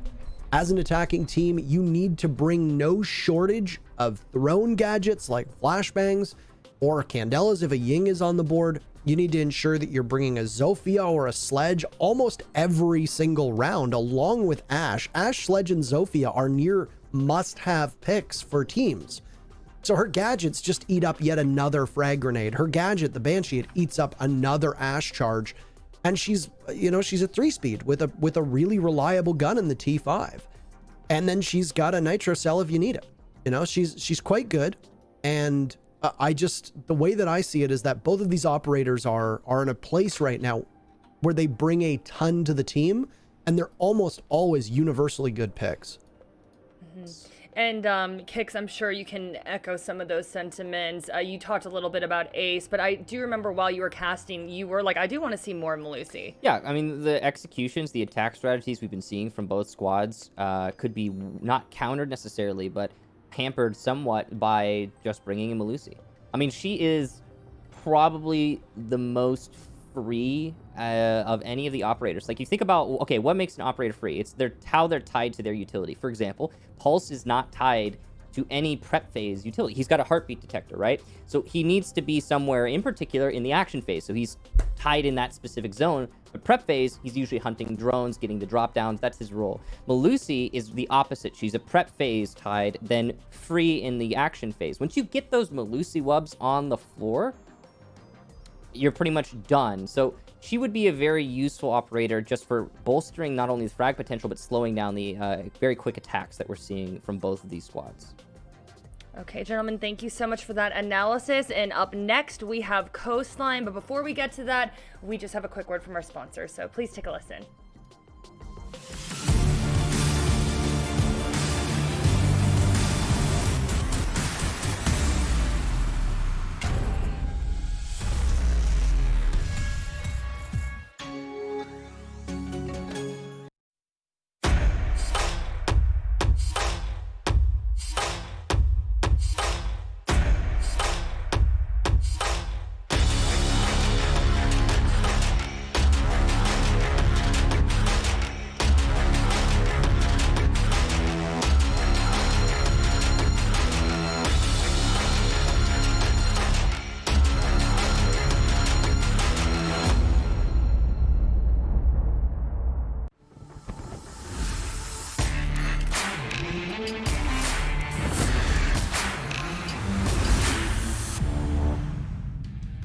All right, well, map number 2 is ready, and we are willing to get underway with Coastline. In just a moment, Nordic up 1-0, Michael, and they go to Altiora's map. Now, there are similarities to both Consulate and Coastline, but this is going to be completely different. A more free-flowing match, I would imagine, much more frag power. With what we saw out of the first 2 teams, do you think that gives an advantage to either Nordic or Altiora? Okay, so as we've discussed at length before in the preamble and even the last time these teams met, Altiora have always been good at fragging, but they're not good at doing it in unison. And Nordic tend to compensate for that by, well, doing it in unison. Nordic's teamwork is above and beyond. So I think that this will go very similarly to map number 1. I think if there's any map that's going to allow Altiora to leverage their individual prowess to get a win against Nordic, it'll be Coastline. So, could go either way. I expect this to be a Nordic one again, even if it's close. They're going to start off on defense, just as they did in map number 1, Michael. Who are they going to ban, though? They're taking their sweet time. They are definitely wondering about it. It's going to be Ace. And they had a lot of success with Ace on the previous map, so is that a bit fascinating to you? Yeah, it is. And also, Altiora didn't use Ace on the previous map. Also, this is Coastline, and Ace is useful here to an extent on specifically, like, he can open up the pink bar, but I don't know. It's a weird ban. It's similar. It's along the same thought process as the Habana ban that we see so commonly on this map. It's the range charge destruction. That's what they don't want to deal with. Thatcher will be the other attacker gone. It's Echo, and I'm guessing Valkyrie will be the final one. Again, some teams just like to eliminate the Echo Valkyrie IQ loop. Valkyrie and Echo, the same bans that we saw on Consulate. So nothing changes in terms of the defense. The only swap out here was Capital will be in play, whereas Ace was previously. Hibana also will be on the board, and she was usually the hard breacher that took up the role of ban, as she has a very dramatic and strong impact here, as you can use her from longer ranges. Same with Ace, you can throw his gadget. You can do the same when it comes to Hibana, just firing away at those X-Kairos from quite a ways away. I wonder if we're going to see any creativity when it comes to these hard breachers here, but Hibana being brought out right away, and no 6th picks at all from either of these teams. They like what they have, and they're going to go into round number 1 with these. Attackers need to locate and defuse as many bombs as they can. All right, so we've got the Jaeger with my combo in tandem with the shield and the Evil Eyes from S4. That's going to be not too much to jump over. You've got, of course, the Zofia Ash to counter all that. Zofia brings the stuns to clear ADS and magnets. Ash brings the flashes or stuns. Now, and then they both have their explosives to get the actual device you're trying to get in the end. Your backup is going to be the nades on Eska. You've also got 2 sets of stuns on Euphoria and Sonar, so there's plenty of clear here for everything that Nordic is bringing. And that's actually a big part of the equation when it comes to competitive Siege these days. It's something that I think falls under the radar for your average viewer, and understandably so, as the action's usually what captivates, but the lead up to the action is filled with stuns clearing ADSs and magnets, shields that need to be dispatched by explosives, and the actual crazy battle that happens therein. It just, usually isn't noticed very much, but it is so very important. Again, I would say that probably, the majority of the attacking lineup and the defending lineup is brought with the thought of, does this operator contribute to the utility clear game in the way that we want as the attackers or the defenders? It's a good way of summing it up. And as I noted, that Sledge Zofia Ash combo, well, unsurprisingly, all 3 of them are presently visible on the board, along with the Nomad, who is a favorite operator by both teams. And like I said, one of the big reasons why Ace is so good is that if you're going to bring somebody for smokes, which obviously there's nobody bringing smokes right now on Altiora's side, a lot of times Nomad does tend to get shoved off of her spot and the smokes go in that position instead. Well, we're not going to be able to see very much what the Nomad can do because she's the very first casualty removed by Storms, as Nordic continue to do well on the opening picks as they did in map number 1. But Altiora does manage to get something back, and looking for another as they manage to catch them off guard. 3 kills from Altiora as they just appear towards the back of the bomb site, and this is going to be bad. Or rather, not the back of the bomb site, my apologies, over by the upstairs clear of Penthouse Theater, as the bomb site is downstairs in kitchen. This is going to leave the dock and the smoke to hold off the remaining 4 members of Altiora. Attempted retake here, but it's difficult with the shield at 90. Sonar gets a very easy kill onto Storms. Now, he was going for that push because he really had no choice. If he wasn't able to get a pick, then there was no way that they were going to be able to win the round. And by they, I mean Nordic in this instance. Sometimes when you're on a disadvantage, man count-wise, that's just your only decision that you can make. Gas canister and service entrance to try and deny the plant. Bozak's doing his darndest, and you got to be impressed by his tenacity, but it's not enough to win a round. Altiora take round number 1, and they really put on display their individual, I guess, potential. We saw Spirits just walk down Projector Hallway and picked up 2 kills uncontested. Yeah, that was a pretty quick one. The Ashe just exploiting a weakness in the one spot that you wouldn't expect somebody to push from, which is the back of theater. The wall opened up and the Jaeger was there to possibly watch it. It seemed like there was utter disarray in the defensive setup from Nordic as they weren't able to relay the position of the Ashe as quickly as they needed to. From there, you have control of the top floor, and you just winnow down the remaining members of Nordic, who valiantly tried to retake but couldn't do so. The dock in particular wasn't going anywhere, and I can understand why they thought that was a good idea. You want somebody to go up there, maybe catch them off guard. You're not expecting, when there's 2 defenders remaining, to have one of them, if not both of them, attempt to retake from above. Just as Spirits had caught you off guard, you were hoping to do the same thing to the Altiora team. Unfortunately, Altiora was ready and waiting, and they gunned you down. And ultimately, a very dominant start for Altiora, and Nordic will need to be better on this round and then moving forward, or else this could end up being a quick one. And obviously, I don't think that round is going to be a pattern.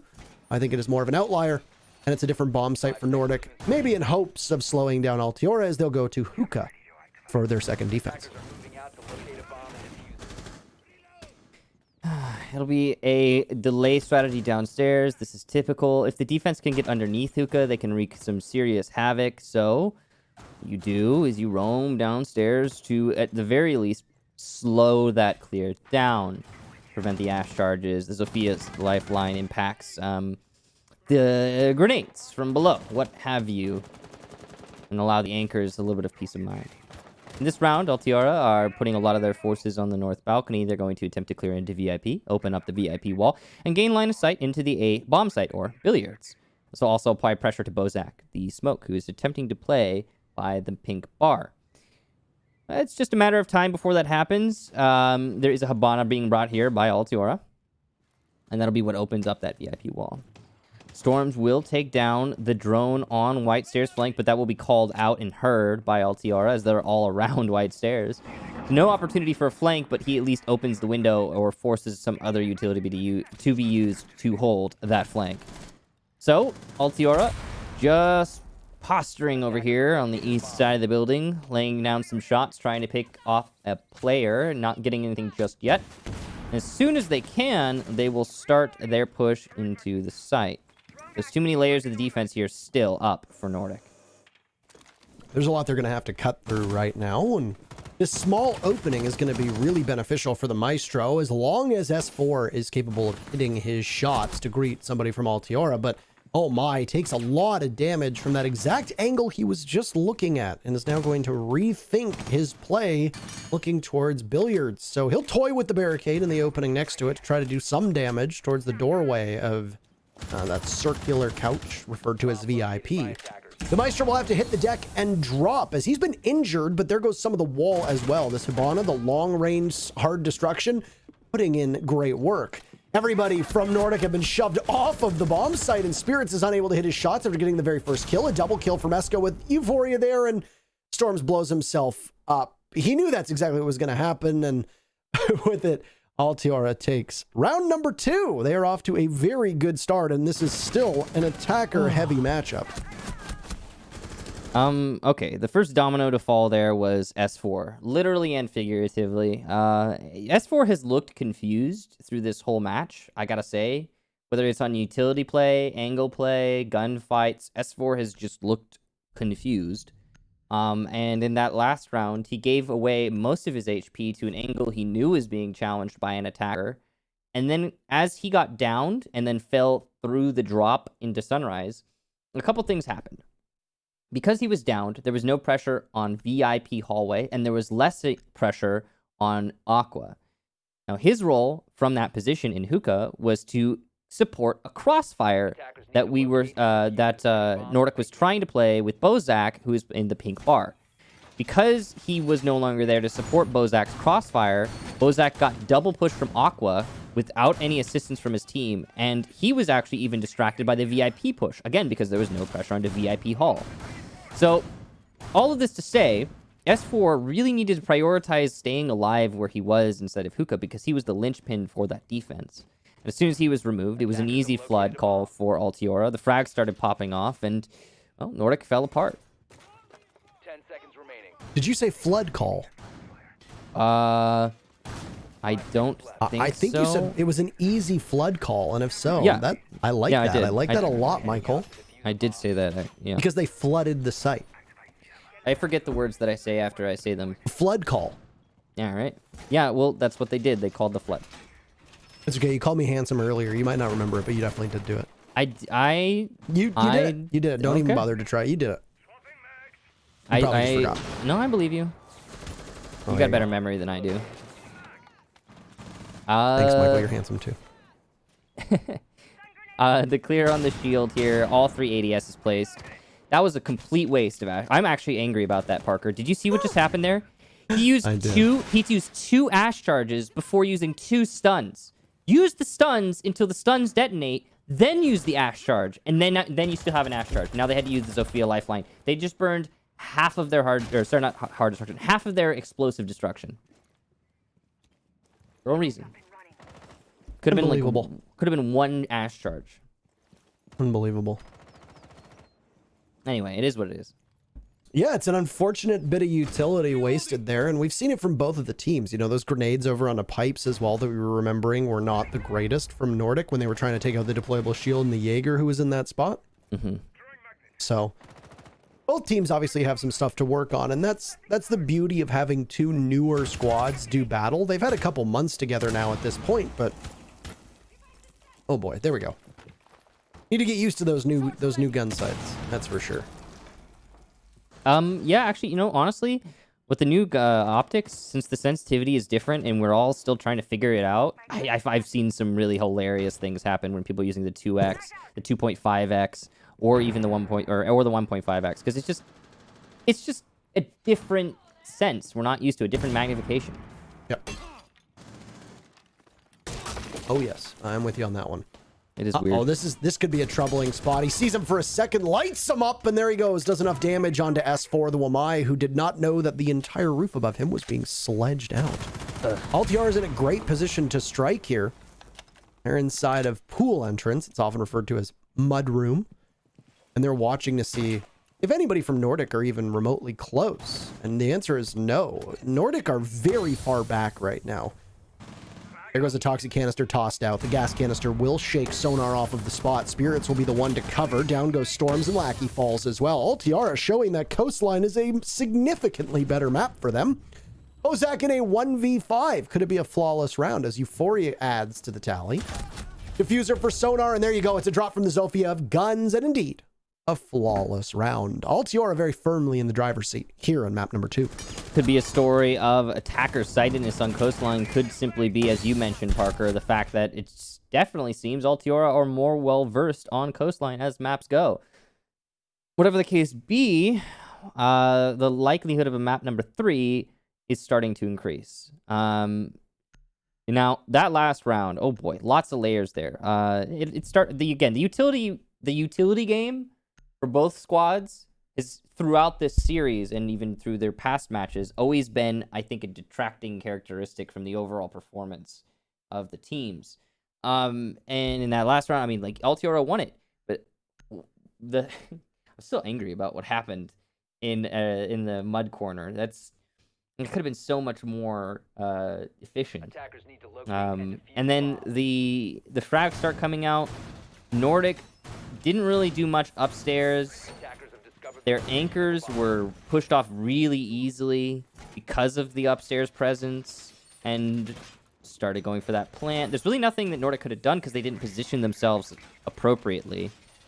So they're going to not try that site again. Instead, they'll sway into the kitchen.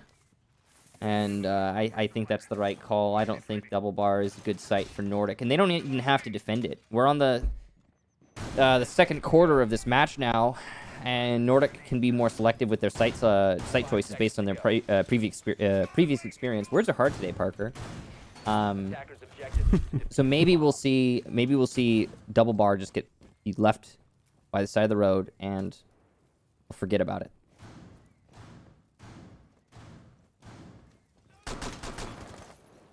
I'm having a great degree of difficulty speaking today. I don't know if just one of those days.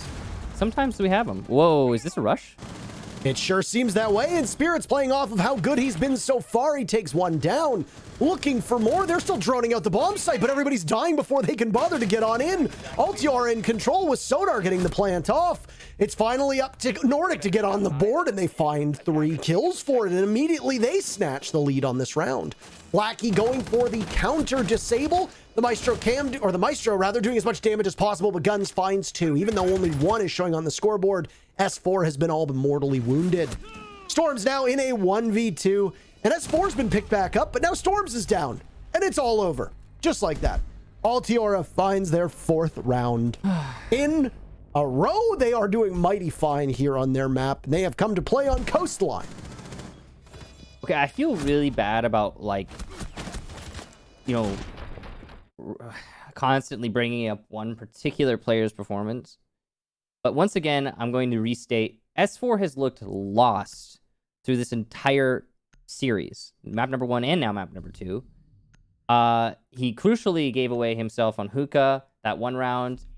He stood right under a hole that was just opened above him in Sofa one time when they were trying to defend Sunrise Bar and got, I think it was the first pick for that round. And now in this round, guess who walks right by him? Spirits. Now I must assume that S4 was on cam, but he was in stock in the corner, and Spirits just walked all the way into kitchen through service entrance. There might have been a rotation. Maybe he rotated through that. Maybe it was just timing, unfortunate happenstance, and that's unlucky. But then even on the potential stick that we saw on service entrance, that's probably a worse crime, actually. He could have, Lackey could have stuck that. That really could have been a ninja disable right there. And I was actually excited at the prospect, but he just needed the one kill of cover there from S4, and it just didn't come out. Unfortunate. Now, it's not all on S4, obviously. I'll be real with you guys. Nordic are kind of just asleep at the wheel, it seems. What did Spirits really do there? He walked in service entrance. Is that any one person's fault? Not necessarily. It's really a team effort to let that happen. So I'm going to go ahead and say that maybe Nordic should practice Coastline a little bit more after this series. Yeah, it certainly seems that case, and this will propel us to Oregon being the tiebreaker between these teams. So if it's needed, which is not a given just yet, it still might end up going to Nordic. It was 4-1 on Consulate, and it still did not go in favor of Altiora. So there's plenty of game left to play, but there's certainly nothing right now to suggest that Nordic is able to keep pace. They have 4 kills in 4 rounds. That is pathetically bad. Yeah. They're going to have to find the score sheet pretty soon. So we'll see what they can do. It's funny because if you have an average of 1 kill per round as a player, then that's actually that's fairly decent. Yeah, that's you're looking pretty good. It's not amazing, but yeah, you could take that and you would be considered a solid player at this level. One average of 1 kill per round per team is not the same. It's just not. Bozak looking for a kill through a hole pre-placed there, and as Lackey gets eliminated in Projector, attempting to rotate, that leaves Poppy Skies on 90 by himself, and he'll get the 1 kill for Nordic. So after this, the gun should start falling alive, but no, Skies gets a second, and it's Spirits eliminated. Now eventually the refrag does come out from Guns. That's really good for him, who actually, Guns has yet to die this entire map, so he'll keep that record alive and well. As he opens up above, using his breach charges, he's going to apply a lot of pressure to the anchors, who are going to start feeling that when the execution comes by service entrance. A very quick burst of action has now stopped, and will wait, as this looks like it might end up being a replay of when Kitchen was attacked on round number 1, with a lot of the skirmishing going on upstairs. Soft destruction, as much as you could come to expect, as there's breaches still in the hands of Guns. He's got one explosive left, and then of course you've got a number of swings from the hammer of the sledge of Eska. 2 toxic canisters left, gas canisters, toxic babes, my mess of beauties, whatever you want to call them, and Bosak can stop a push and possibly even the diffuser from going down in that service entrance.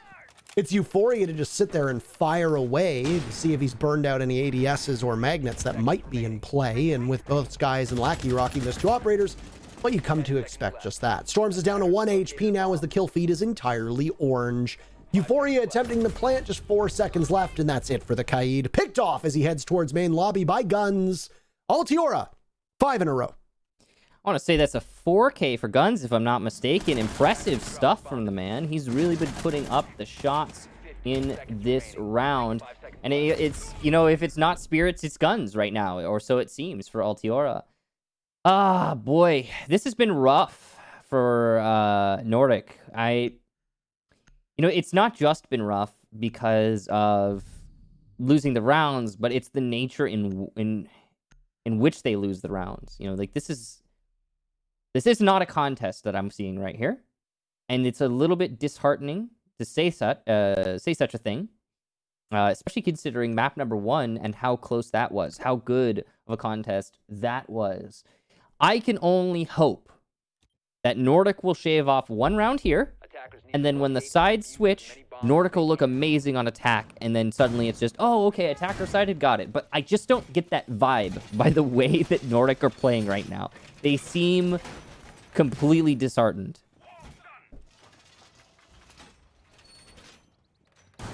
We are looking for the perfect side from Altiora. We don't see a lot of 6-0s when teams defend on certain sides, but this is as close as you're going to get. And given the fact that you're still looking at a really measly scoreboard for Nordic, they found 2 kills in that round. That was it. There's nothing to suggest that this tide is going to turn. The greatest gift that Nordic might get is when the side swap happens at the conclusion of this round, but it's an awful lot of ground to make up, and your room for error is a single round. That's it. So Nordic knows exactly what happens if they lose this one. Essentially, the map is over, though we have seen crazier things happen. The likelihood that they're able to come back is going to be quite slim. Yeah, I mean, and they put themselves here. Nordic put themselves here. So, like, let's be clear about this. Altiora are playing well. They know Coastline well. That is much is obvious, and props to them for that. But Nordic are certainly presenting an more than ample amount of opportunities to Altiora to gain the decisive advantage that keeps coming up. We'll see if this round will be any different. Now. Oh, did you see that, by the way? What? I don't ever use the reflex sight, but since they've added the accessibility options to change the color of the crosshair, the reflex sight dot is now a default red. Oh, I forgot that we used default. Yeah, I mean, I hadn't thought of that. It's not green anymore. Yeah, well, it's a little bit weird, but I mean, hey, is what it is. You could change it too if you want. You can make it green. You can make them all green. Would you like us to change the crosshair? Vote below. That's not a real thing, by the way. Let's make it purple. That's a big What kill. a shot from Bozak. That's huge. He just there gave Nordic something that they haven't had this entire map, and that is momentum. And that was a big pick. It took down one of the main gunners. Now it's been answered back. Down goes S4, but I guess that's a foregone conclusion at this point, so don't worry so much about that if you're Nordic. We'll see what can happen on a 4v4. This is the best position we've seen Nordic in a while. There's still a lot of time left here, just under half of the round for them to be able to pull something off, and Altiora have looked mighty fine. They're going to have things to work through, though, with this lineup from Nordic. Ooh. And a second kill comes out from Bozak, this time on Eska. Right now, he's playing in the foliage, the plants, whatever you want to call it, at the bottom of Cool Vibe stairs, and he's got an angle on it that just cannot be beat right now. If he needs to, he's got a shotgun for backup as well, but the SMG-11 seems to be his preferred weapon. Let's go, Bozak. He's been putting up some big kills there, and since we haven't seen any Ray of Sunshine yet for Nordic, it's just, it's heartening to see. Now, as we hit the last 35 seconds, he'll need to use his gas canister, his last one as well, to delay this plant. Guns is still alive, though, and again, if it isn't Spirits, it's Guns. And here he goes, fragging again. He'll go for the plant. Cover is not there on the gas canister, but Guns should have enough HP to stick that plant. No! Just at the end, he cannot. And what a shot from Lackey. Sonar falls asleep at the wheel, and suddenly Nordic look like they might get one round out of this map. But it's not going to be Euphoria with the clutch. It'll be Bozak with his final kill. I believe his third or fourth for the round, as he had a pretty big one there. And down he goes. Nordic obviously fixing their issues, but a little bit too late, sadly. That was their last defense. They do that 2 or 3 rounds earlier, and who knows if that confidence is motivating enough to carry them to a couple more victories.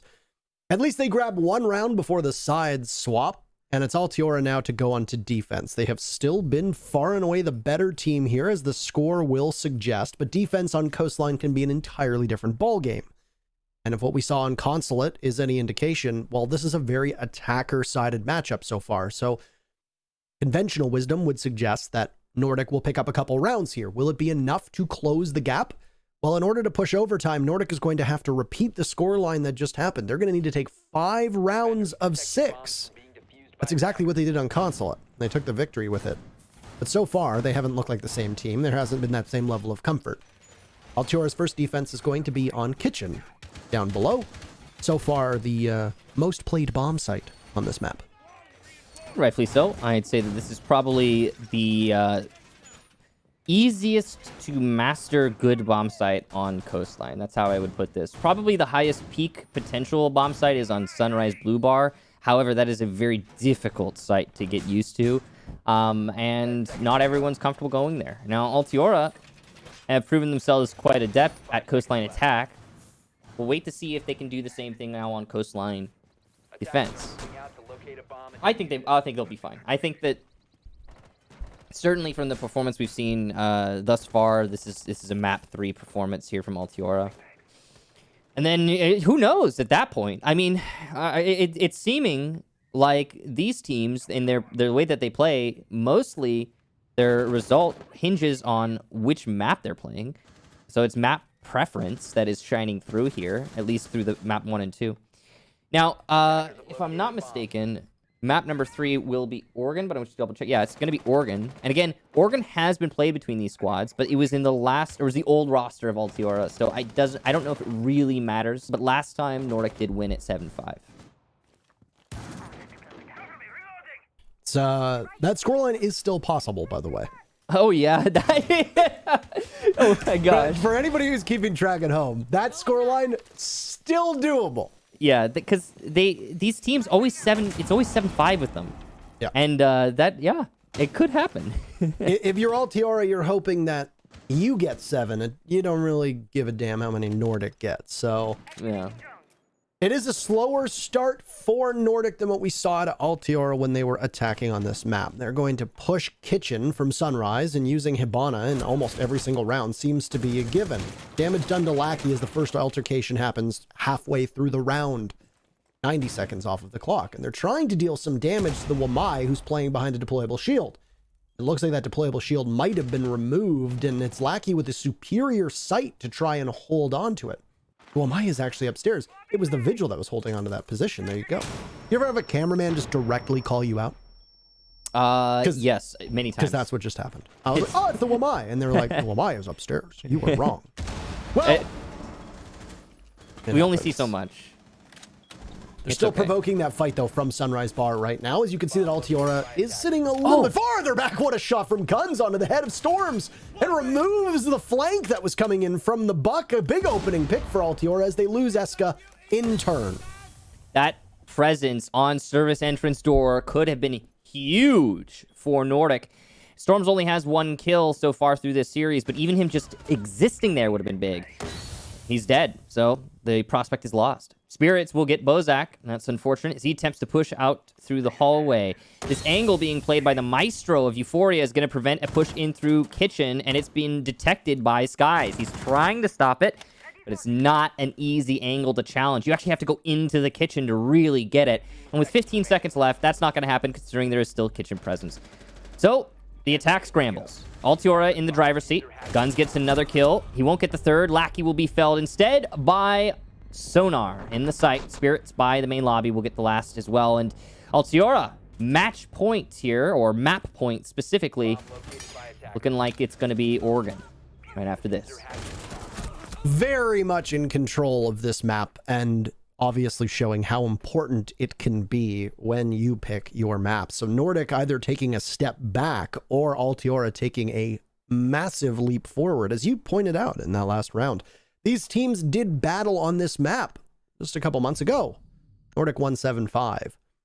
Clearly, and you don't need to be an expert to know this, clearly something has changed. It does seem that way, yeah. I think that Altiora as individuals have gotten better. I think that this roster, this is a very promising roster. I'm happy for Altiora with the way that things have worked out. However, I am also weirded out a little bit because this is absolute domination here on Coastline. Let's not beat around that bush. But we just saw a consulate that looked completely different. And I know that map preference goes a long way, but this is almost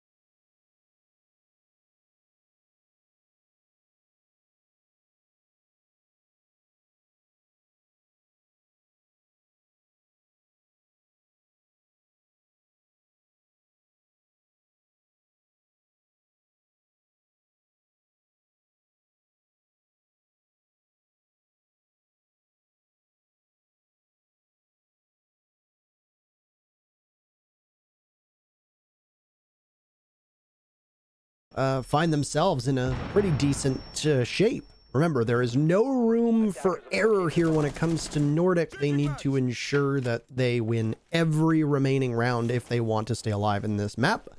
If not, Oregon comes onto the menu.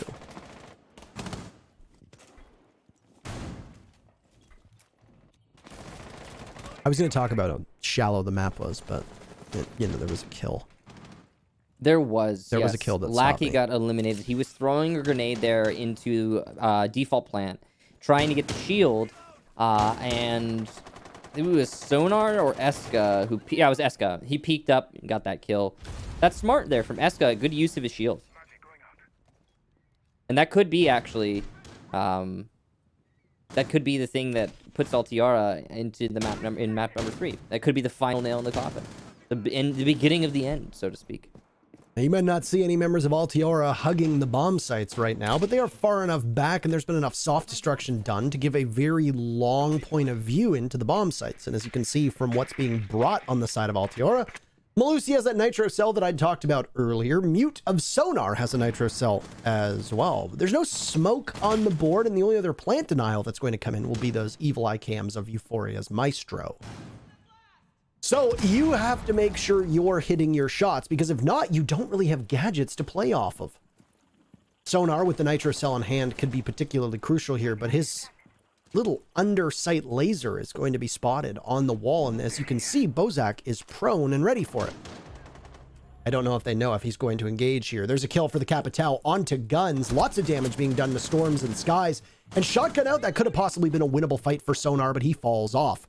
Realizing that there's but 30 seconds to go. Beautiful shot from Sonar on the Skies. Diffuser surrendered and the Ashes back for more. But shotgun out and Sonar finds number 2. Running upstairs looking for another. He will just narrowly miss the Nomad as S4 guns him down, but trades off most of his HP in the process. That's going to leave what little is left of Storms with Diffuser in hand to try to get in and go for a plant. Stopped and slowed, but for a second by the Banshee, as now Storms will go for the plant.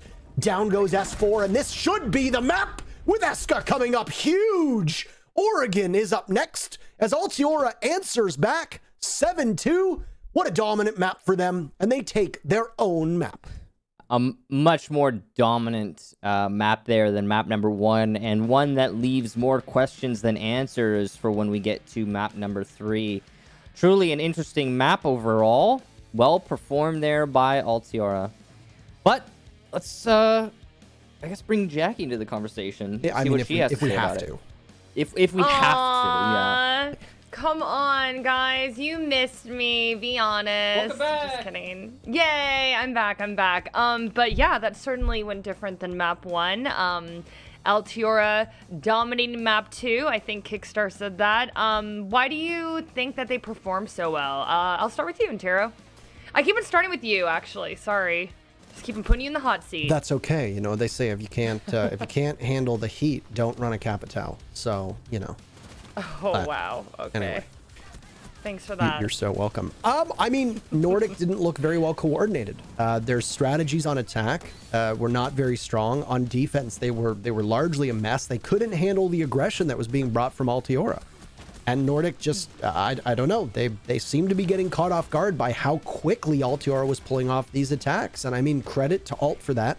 They looked like they didn't have to worry about too much. They took engagements. They did so really effectively. They won their gunfights way more often than not. And, you know, there's a lot that can be said about good strategy. But then if you just cannot hit your shots, which seemed to be the case in a number of rounds for Nordic, where the inverse was true of Altiora, as they were hitting every single shot, your strategy can be really well refined, but really some of those engagements just come down to gun skill, and Altiora won them. Well, we were talking at the beginning of the show and also our analysis after map 1, and we were talking about how synchronized Nordic was and how they just seemed in sync. So, Kix, what do you think happened on map 2? Did they maybe go into map 1 too confident? No, it's just map preference. That's what's clear to me. Nordic doesn't seem to like Coastline very much. They clearly haven't practiced it nearly enough. And yeah, they look disjointed because of their lack of practice or experience or what have you, preference on the map. And yeah, I mean, Parker said it well. There were a lot of moments where Nordic, what did they do to win the round? Oh, they just walked into sight. Yeah. like Lackey walking through service entrance and picking up two kills to get the initial entry and allow for a plant. I mean, that's inexcusable, to be blunt, and it mostly comes down to a lack of experience, in my opinion. I think we need to see Nordic put more time into practicing on Coastline. Did I say Lackey? I meant Spirits, by the way, if I got those two mixed up. Speaking of the players, I mean, Bozak and S4 had a particularly bad map, I'd say. There were a lot of moments where, not necessarily just to do with frags, but positioning or utility play, there were struggles from those two. And I think there's got to be something going on there, because it looks like they're having more than just like they're not up to the task. It looks like they're having a bad day of sorts, and I wish I knew what the problem was, but it's not great timing. That's for sure. Okay, so they definitely need to put some practice in, it sounds like. But I heard both of you talking about these teams and their utility game. And Taro, what problems have you seen over these last two maps, and what improvements would you recommend? I mean, there's nothing really glaringly obvious to me.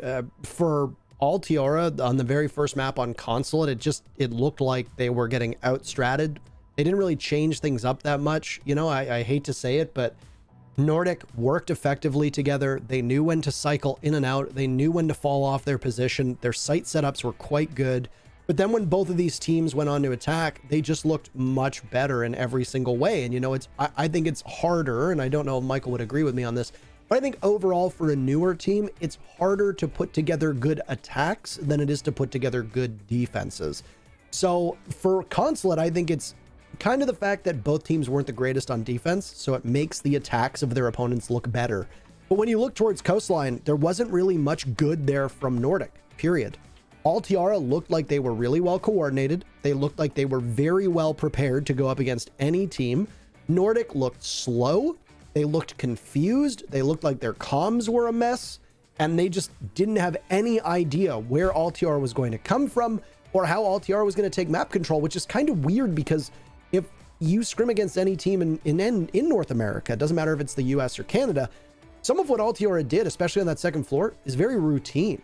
Taking control of the way that you get hookah, the way you get control of penthouse, the way that you get control of billiards, that stuff is what every team is doing right now, and Nordic just didn't seem to know how to deal with it. Yeah, Kix, I saw you nodding a little bit. So I guess, do you agree with a lot of the things that Intero's saying? What problems have you been seeing, and any improvements that you'd recommend? I mean, yeah, of course I agree with a lot of what Parker's saying. We're usually on the same page about these sorts of things. But one big standout to me is it did really just look like, I don't know, the teams, Nordic did look a little lost. I think I don't know how we got here.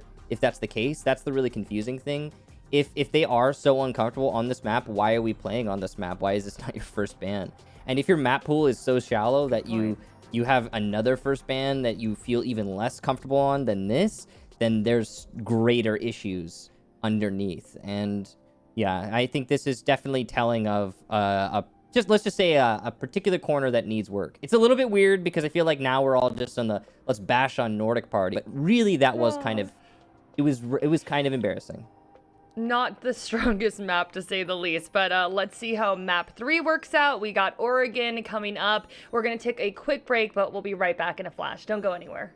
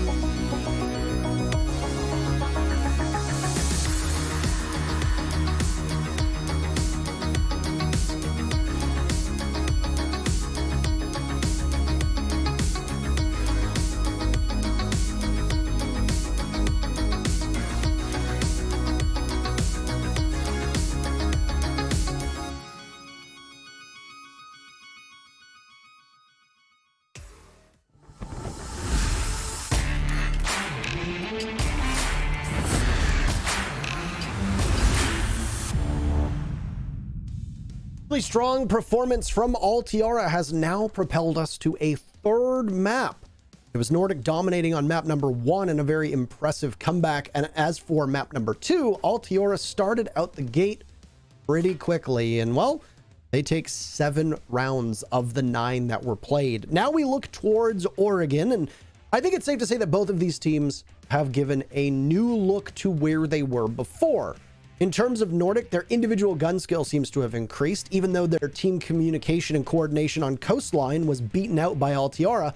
But this Altiora team, I think it's safe to say, has a significantly higher skill ceiling at the moment, especially if you assume that Nordic has not taken a step back. Altiora has taken a massive step forward, and it's been a couple different performers. Michael, guns really showed up big in map number 2. In map 1, it was Eska and Euphoria carrying the load. What do we expect on Oregon? What similarities does this map have to Consulate in map 1 or Coastline in map 2? As maps go, this is the most dissimilar to the other two in this series. Consulate and Coastline are actually very close, typically in how they play out. They're less structure, more opportunities for your fraggers to truly shine. Oregon is a much more rigid, much more strategic map. And that's going to lock up the potential for an individual to make massive plays. It's also going to make bottlenecking much easier. So if you want to hold an Ashe or prevent an Ashe from running in through a doorway and killing 2 of your players, for example, the way that you can do that is by picking a different map, one that is a little bit more rigid like Oregon. So I think there's going to be less of that going on here, though I have been surprised so far through this series, and there's still yet chance for that surprise to rear its head here again. We'll go into the ban phase. Altiora, the first ban. We'll see what they get rid of. And it's going to be Thatcher. So he's been banned all 3 maps now. The question is, who's going to join him? It was a Capitao ban on Consulate. It was an Ace ban on Coastline. Could we see a Maverick ban here? Could it be a Capitao ban? Could it be Ace? Who do you think? Capitao. Just the Capitao. I wonder if it's going to be an Echo Valkyrie again, or if we're actually going to see something different. I think we maybe, if any map is going to show us something different, it would be Oregon. I wouldn't be surprised to see the Valkyrie Echo again, but yeah, Oregon is a more rigid map, and there's a lot less crazy stuff you can do with like a Valkyrie, for example. So, getting rid of Amira, I think that's really important. This last ban really could be anyone. Heck, it could be Wamai, for all we know. Malusi's really good here too. There's a lot of choices, so there's nothing, we can't really pin it to anything in particular, but it's gonna be Echo. So only one variant ban, and that's the Mira. So Valkyrie's still in play. IQ might still be necessary, depends on what your opponent does, and we'll see what happens when we actually get into the match. I suspect we'll see a Valkyrie. She's a very popular operator on most maps, and Oregon is no stranger to that, especially if a team wants to aggressively roam around. And there's potential to do that, especially if teams are going to defend upstairs by the double dorm / kids dorms part of the map. it's very common to see an operator up there. It doesn't matter what bomb site it's going to be that they're defending on. First defense from Altiora, it's going to be down in Laundry Supply Room. This is the 1A to the 1B of the double dorms, kids dorms bed site or bedroom site upstairs. So Laundry Supply Room is going to be in play, and the Clash gets 6th picked off to a Wamai, so there's going to be some utility soak applied over by the Pillar if the team on attack decides to push through blue, which is a very common spot to do. Pillar is very easy to hold for a lot of teams and can be very challenging to attack for the attackers. We'll see if they're able to cut through it or if they decide to maybe go through Freezer and instead attack the front of Laundry.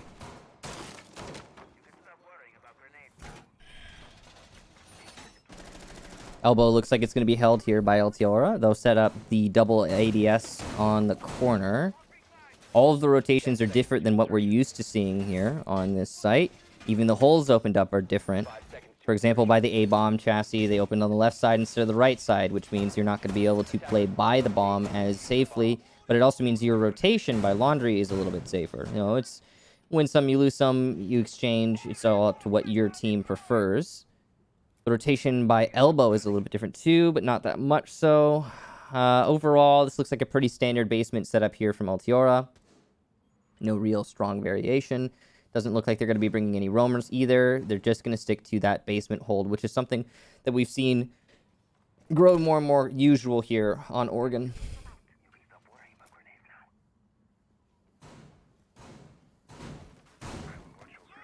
It seems to be that they're looking... Whoa, what is...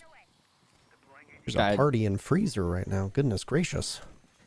I was going to say, it looks like Nordic is going to aim to take control of Freezer and completely bypass Pillar's control, which might be the smart move given the way that teams like to double, triple up their utility over there, whether it be barbed wire, deployable shields, Wamai's magnets, or Jaeger's ADSs. There's usually a lot that goes into that, and I mean, it should surprise nobody that Altiora's lineup includes both Jaeger and Wamai. They are very much in the meta right now, and they are absurdly strong at holding any projectiles or thrown gadgetry that might be employed by the attackers. I think the jig is up right now, as Altiora knows that Nordic's push is going to come from Freezer, so that's where Altiora is looking. They've got two separate players that are positioned for the drop hatch, with you can see magnets and ADSs right there in front of Sonar. So he is very much ready, and all those magnets and ADSs are going to be put to good use as tons of flashbangs and all that are dropped. There's also the Maestro right side by side with the smoke of Sonar, and a missed frag grenade from Lackey will claim his teammate. Not the start that Nordic wanted here.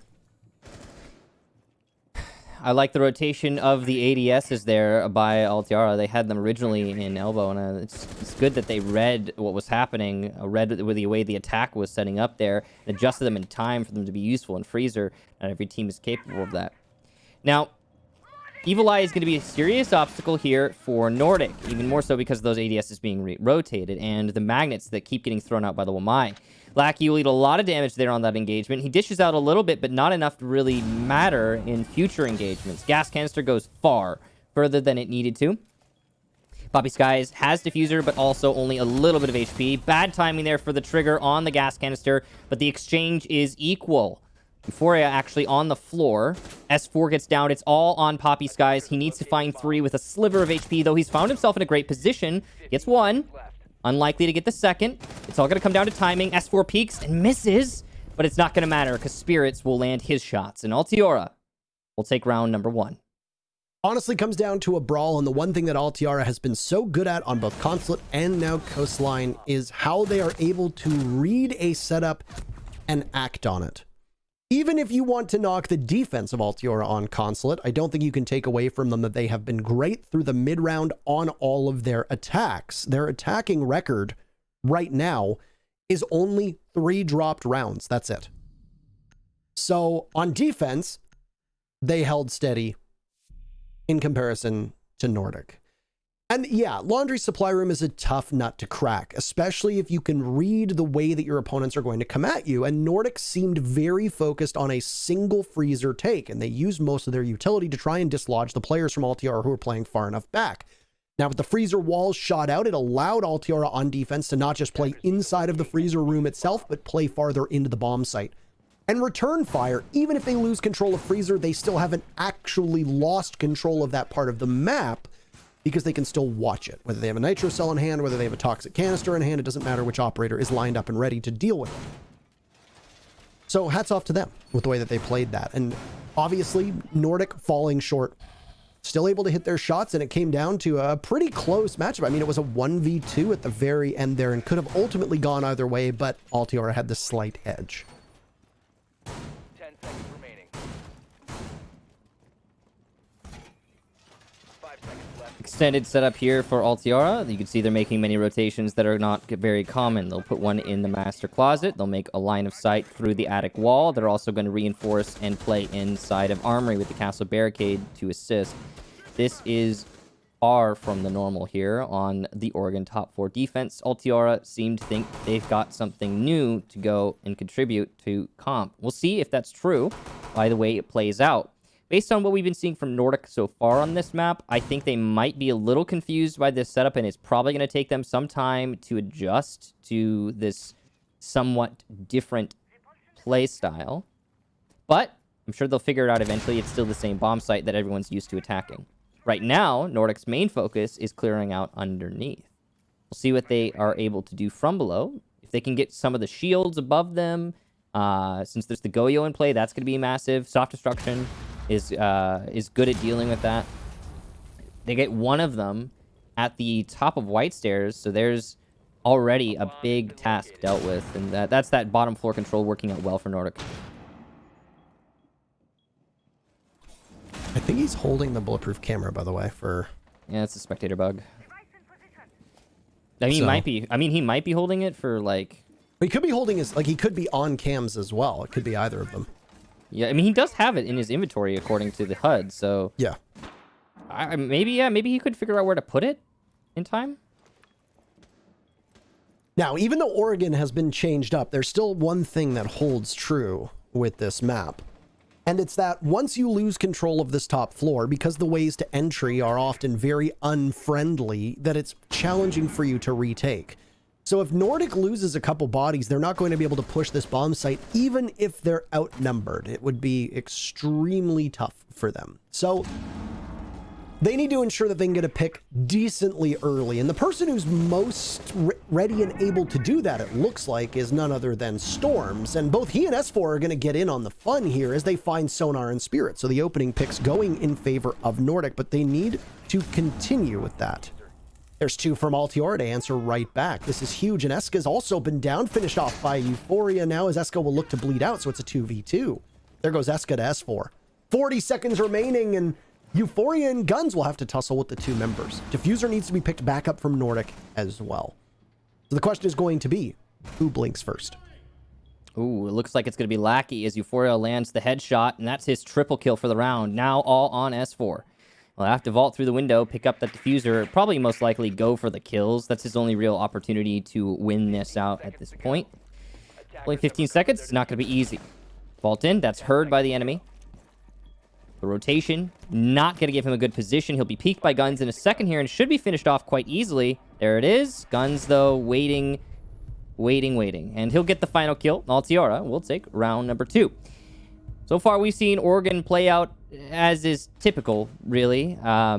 This has been a very defender-sided affair on your standard bottom and top floor defenses. The real moment of truth is when we go to the alternative sites. That's the... Castle couldn't shoot, by the way. So I guess it wasn't a spectator bug that you noticed there, Parker. It might have been an actual bug that prevented him from operating his weapon.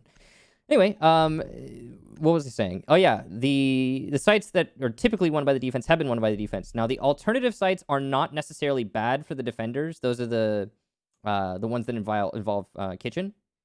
Those can be successfully defended, but I will say they certainly are not as easy to defend as the top and bottom floors.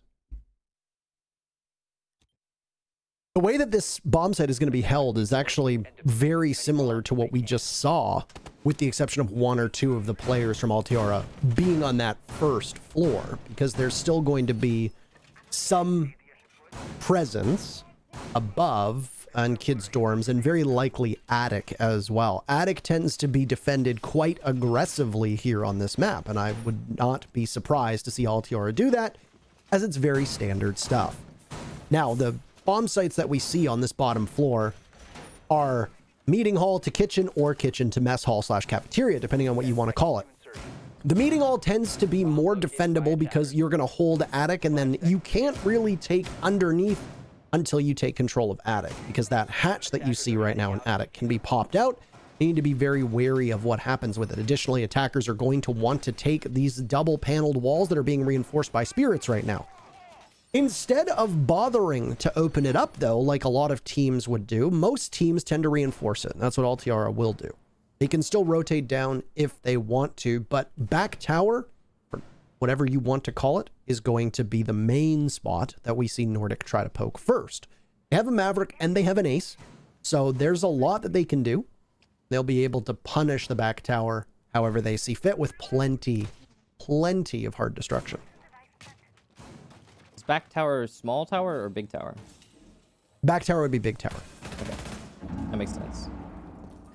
Oh, that's a nice... I think there was a Selma that was just taken out, by the way. Yeah, that was a nice pick there from Guns to get rid of that Selma. That gives Altiora some serious utility advantage. It's gonna... That's going to hinder the hard destruction potential of the attack. They do still have the Maverick, so anything they really need open, they'll be able to get open. And there's another Selma there, placed on the same meeting wall. You can see that Nordic want to plant just inside a meeting. That's why they're leaving the diffuser in the doorway to the garage, so that when that push eventually does come, the diffuser's where it ought to be. But they're going to also want to likely open up the meeting wall, which will allow them to keep a crossfire in meeting and facilitate that plant. They also need to worry about, or by they, I mean Nordic, of course, they need to worry about the roamers, and that's what's going on up here. Eska will eat a lot of damage from storms. Nice line of sight there for storms. These are holes that were opened up by the defenders, now working against them. So after damage is done to Eska, they'll go on to drones. This is what I talked about with the way that the defenders will hold above. It gives them map control not on that second floor, but also down below. As you can see, certain openings are there. Sonar falls to skies, so the Maverick comes in, does a little bit of damage. Hasn't touched his torch just yet, so there's still an objective for him to get to. But you might as well kill ahead of time, and down goes Sonar. Spirits will join him in the afterlife, as that's the ace of Bozak. Both of the hard breachers now finding the board here in round number 3. Storm's taking a bit of damage, and, well, there'll have to be a bit of a hurry if you are Nordic, because while you're just winnowing down your opponents, there's still time on the clock. Not a lot of it. Diffuser being planted, and it seems to be falling off as the Maestro is all but lost at the back of the stage. Eska finds a kill onto Bozak, leaving Altiora with the castle as the lone hope, and he has very limited HP. He sees the diffuser, though. Will need to be very careful of where he gets pressured from, because the entire floor beneath him is being watched. There goes the diffuser. It's the magic disappearing act, and the UMP in hand. This will be a tough job for Eska. Diffuser goes down successfully. He sees the Zofia, removes the head of Storms, looks for another, pre-fires into the wall, but can't find the target just yet. Both remaining members of Nordic know exactly where the castle's going to come from, and a single bullet will tag him and do enough damage. What a play by Eska. On to Skies, looking for another. He's getting spam marked, trying to light up the Nomad. Can he win this fight? No, he can't. S4 outlasts him, and Nordic finds their first round here on Oregon. Oh boy, that was a serious nail biter there. Right at the end, it looked like Eska was going to be able to clutch it out, but just not enough gas in the tank. The real problem there for Eska was that he would have died to one bullet no matter what, so he had to be incredibly safe while challenging those fights. But he managed to get some very clean ones there. Almost. What a shame for Altiora. Still, though, Altiora seems the dominant team, regardless of the fact that Nordic got those early kills, they got the control that they wanted, they got the holes open that they needed, and everything looked like it was going well. That was a 1v1 at the very end, and that, I think, speaks volumes to the dominance that we are seeing on display here from Altiora. Also, very importantly, they're going to be able to go back to their favorite bomb sites now. The bottom floor and the top floor are opened back up. Well, the bottom floor for now. The top floor will open up next round. That's the important thing. They're going to open back up as they are needed now for Altiora, and that's going to give them probably another 2 rounds based on what we've been seeing so far. And when Altiora gets back to that offsite, whether it be meeting or dining, whichever one they choose, I think there's going to be a little bit more confidence in just taking the fights based on what we just saw from the castle. I mean, rounds like that, even if you're not winning them, it's still bolstering the confidence of your teammates in you, and thus the confidence of your teammates in themselves, as they know that they are on the same squad with you, they belong there, and they've got the same potential bundled up inside of them. So, good round there from Nordic to get there first. They really needed it, but still Altiora in the driver's seat. This is defense on Oregon. It does tend to lean towards the defense right now in what has been an otherwise attacker-sided day between all of these teams and on all these maps, though Consulate and Coastline certainly do allow for lots of opportunity for the killing to happen, as we see. Oregon is the same, so you can expect that there will be lots of fragging here, and Nordic are finding their guns significantly better than they did on Coastline, that's for sure, even though they are not winning right now, and they now lost Lackey. As it's a rush that does not pay off, Storms finds one, but he's dispatched as well. So everything working in favor of Altiora, who will survive that early push. I have to say, that's incredibly clever there from Lackey. If you notice what he just saw, see how there's ADSs on this wall? They're almost always placed on this wall, directly where that one is. Usually there's two of them stacked there.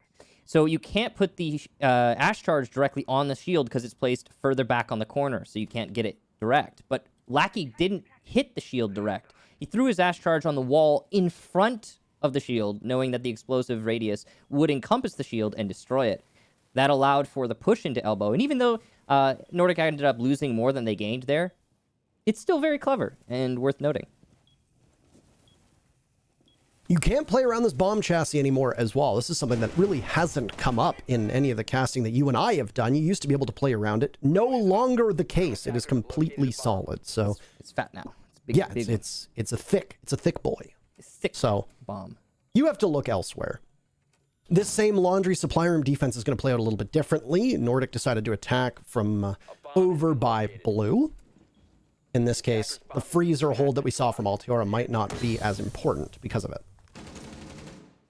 Ooh, okay, so I thought that Nordic would have given up on elbow control, but they've actually brought Skies back.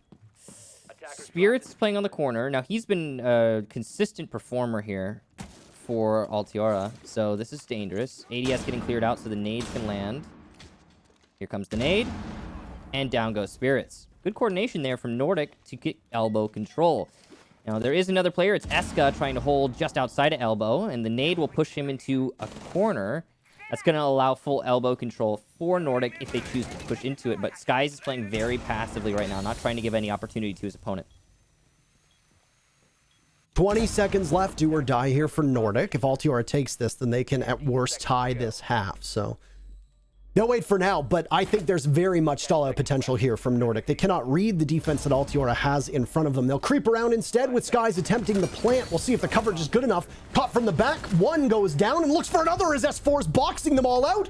But for some reason, he gets stopped. Is it the toxic canister knocking him down? Altiora ends up taking the round by the final second. Talk about by a hair. What a round that is for Altiora, and they are up 3-1. That bodes well for Nordic. At the same time, we're seeing both of these teams start to come alive. Where Coastline was a one-sided trouncing, this map certainly looking a lot more like map number 1, and that is encouraging. Now, that was a very interesting round. I think it was the gas canister, Parker, as you noted, that did get the down on the planter. Unfortunate there, truly, for Nordic. They almost got that comeback in the same way that Eska almost got his in the previous round. At the same time, the utility play there from Altiora, definitely better than usual. And also, I want to give some credit where credit is due. S4 in particular, he had a really bad map on Coastline.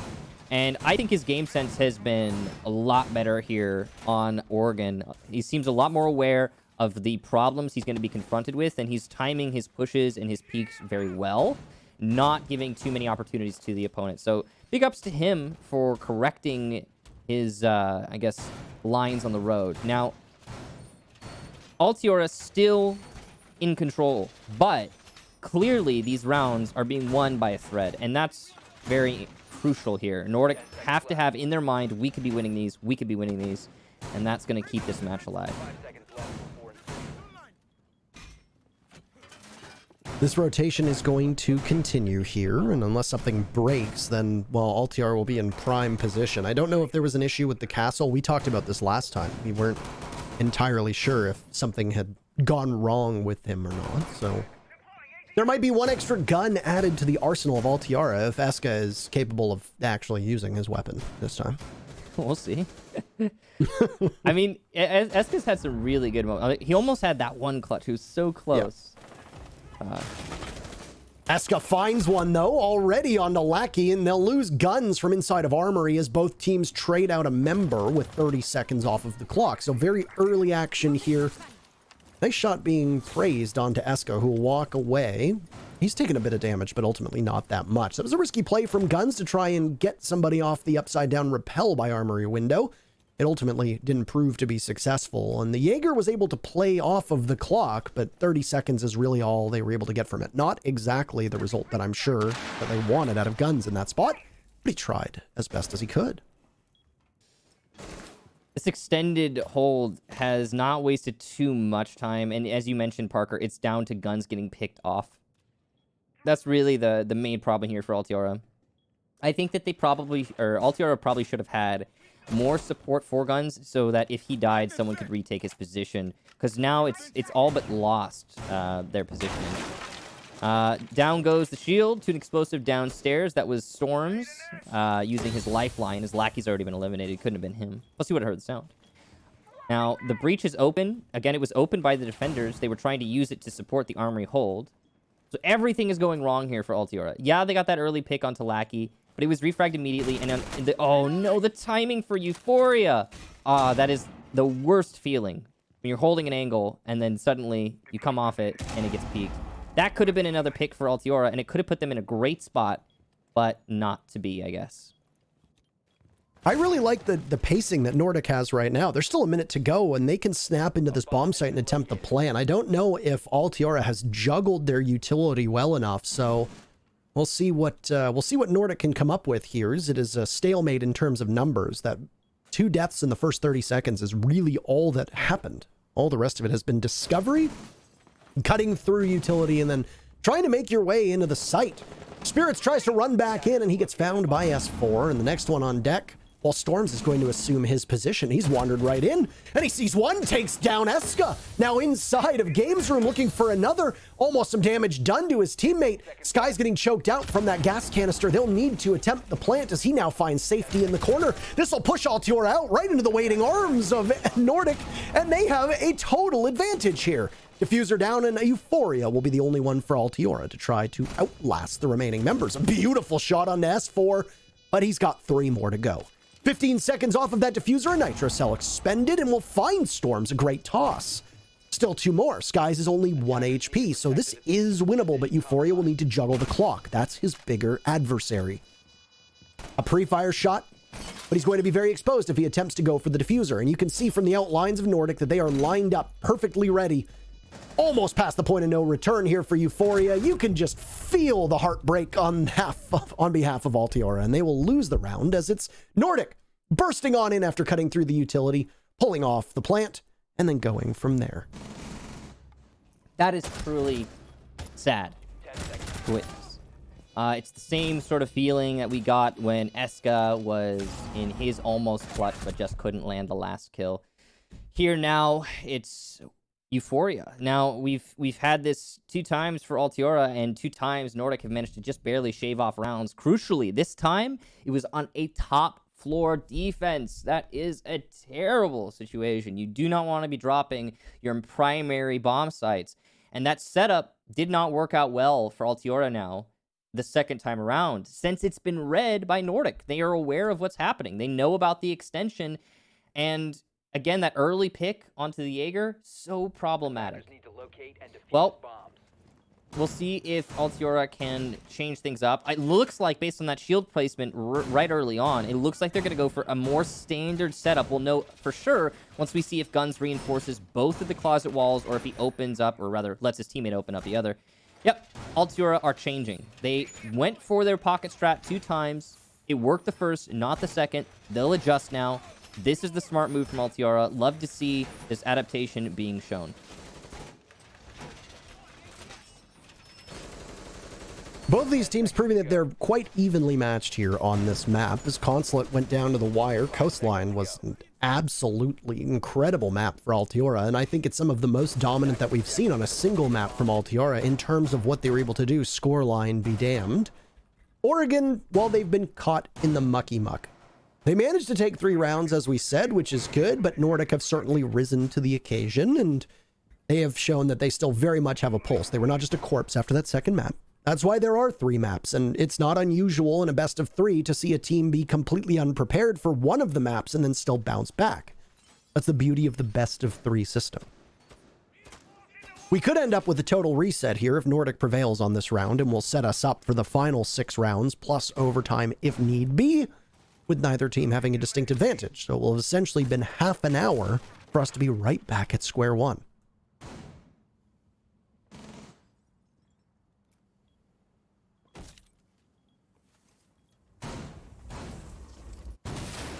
I'm really curious to see what's going to happen when Nordic gets onto defense. Because unlike Coastline, I think that the half swap is going to make a major difference here. And I want to see what that... If Altiora can, I guess, get over that difference when they now have to attack. Oregon is not an easy map to attack on. Let's be clear about that. So, dealing with that, especially with the Thatcher ban, it's hard for anyone. The fact that Nordic has managed to get 2 rounds is pretty good. If they can get a 3rd, then that's amazing. I genuinely have no idea which team is going to win this map right now. Yeah, I mean, which is a stark contrast compared to previous maps. On Consulate at the start, I was like, wow, Altiora is doing really well. They're going to do great. They're going to win this. And then Nordic came back, and I was like, oh, snap. Nordic's better. And then they win. And then on Coastline, you're like, wow, Altiora is just crushing them. And then they continue to do so. We don't talk about Coastline, Parker. No, we do not. Spirit's first kill of the very final defense for Altiora as he takes out Lackey, the Ash. Not exactly the best on this map, though was quite impactful on Consulate on that sledge roll.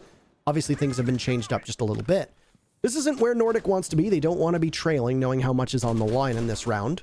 But they at least answer back, and they silence Eska, who's been a standout performer for Altiora, making his Canada Division debut alongside Euphoria. Look at the time. 30 seconds, 4v4. This does not bode well for Nordic. They've got the setup, but do they have the explosive capabilities? That's the real question. You can see that Spirits is aware of the push here from the Zofia, peeks into it, and loses the fight to Storms. That's crucial. That means White Stairs control is lost for Altiora. They're going to have to keep their eyes on it throughout the remainder of this round. But there's not much remaining in this round. Gas has left the tank, and, well, the attack's going to run on fumes if they don't get started here on the assault. Storms will exchange there with guns. 2v2. The man count is constantly intertwined with their opponent's man count. Cover here from Storms. He lands the first, but not the second. The timing's going to be crucial, and it's not enough. Euphoria clutches it out, gets the last 2 kills, and Altiora will take the final round of the first half.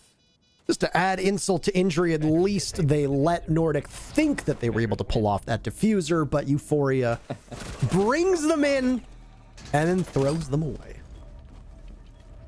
They build them up and then knock them down. Whatever. Cliche. Whatever you want to use. Go right ahead. That's kind of a play on the name Euphoria a little bit. I like that. It's clever. Thank you, Michael. Mm-hmm. So it's Nordic's turn to go onto defense. And Altiora, they're going to show the Montaigne. This is an interesting one.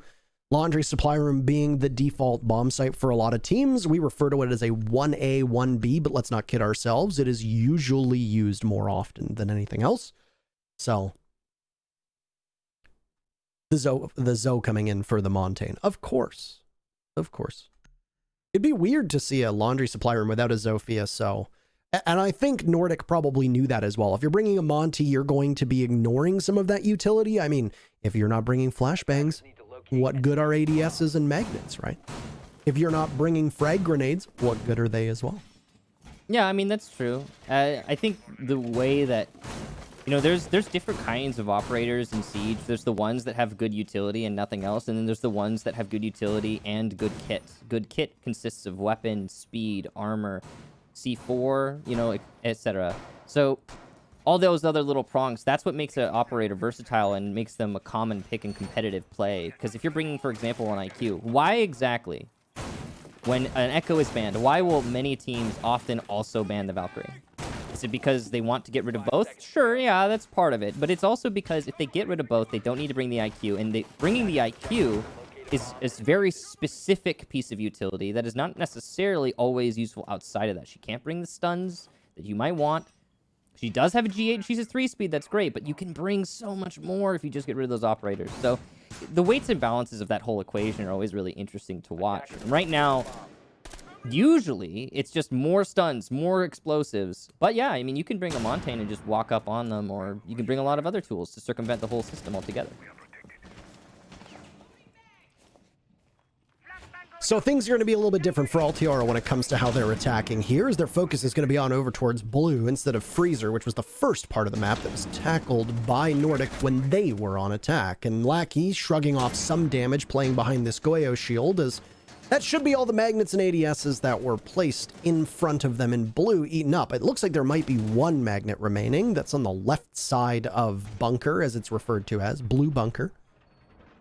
We'll wait and see if anything comes of that. But Altiora, who had stacked up multiple operators at the front of blue, have now decided to go elsewhere, leaving Spirits all on their lonesome.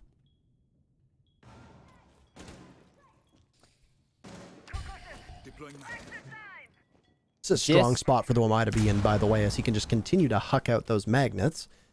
And Nordic have positioned themselves so they can still hold Freezer if they want to, but Altiora is going to have a very difficult task of taking over Pillar right now. Spirits has been joined by none other than Guns. And there goes one of the magnets, as Spirits looking to try to get the barbed wire. I don't think they were expecting that to be there.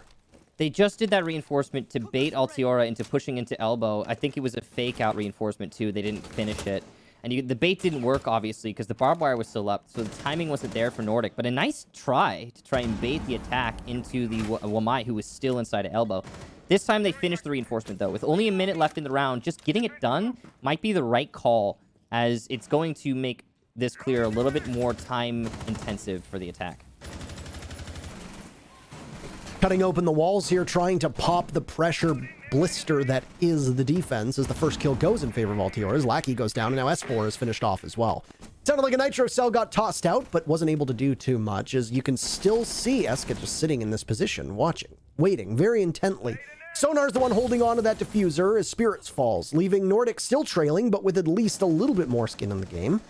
Waiting to see if anybody's going to try to get this diffuser down. Great patience from Nordic. They are not moving a muscle and using their utility as they need to. Gas canister goes off to try and, I guess, convince Altiora to wait a little bit longer. And the clock is not on their side, but a frag grenade goes down in front of Bozak. He'll lose skies as the grenade wasn't cooked well enough. Nitro Cell goes out and Altiora cleans up. They'll sweep through the bomb site, and with it, they'll take their 5th round, only 2 away from conquering this matchup. That is a massive win there for the attack for Altiora. They certainly looked pretty solid after they cleared out blue.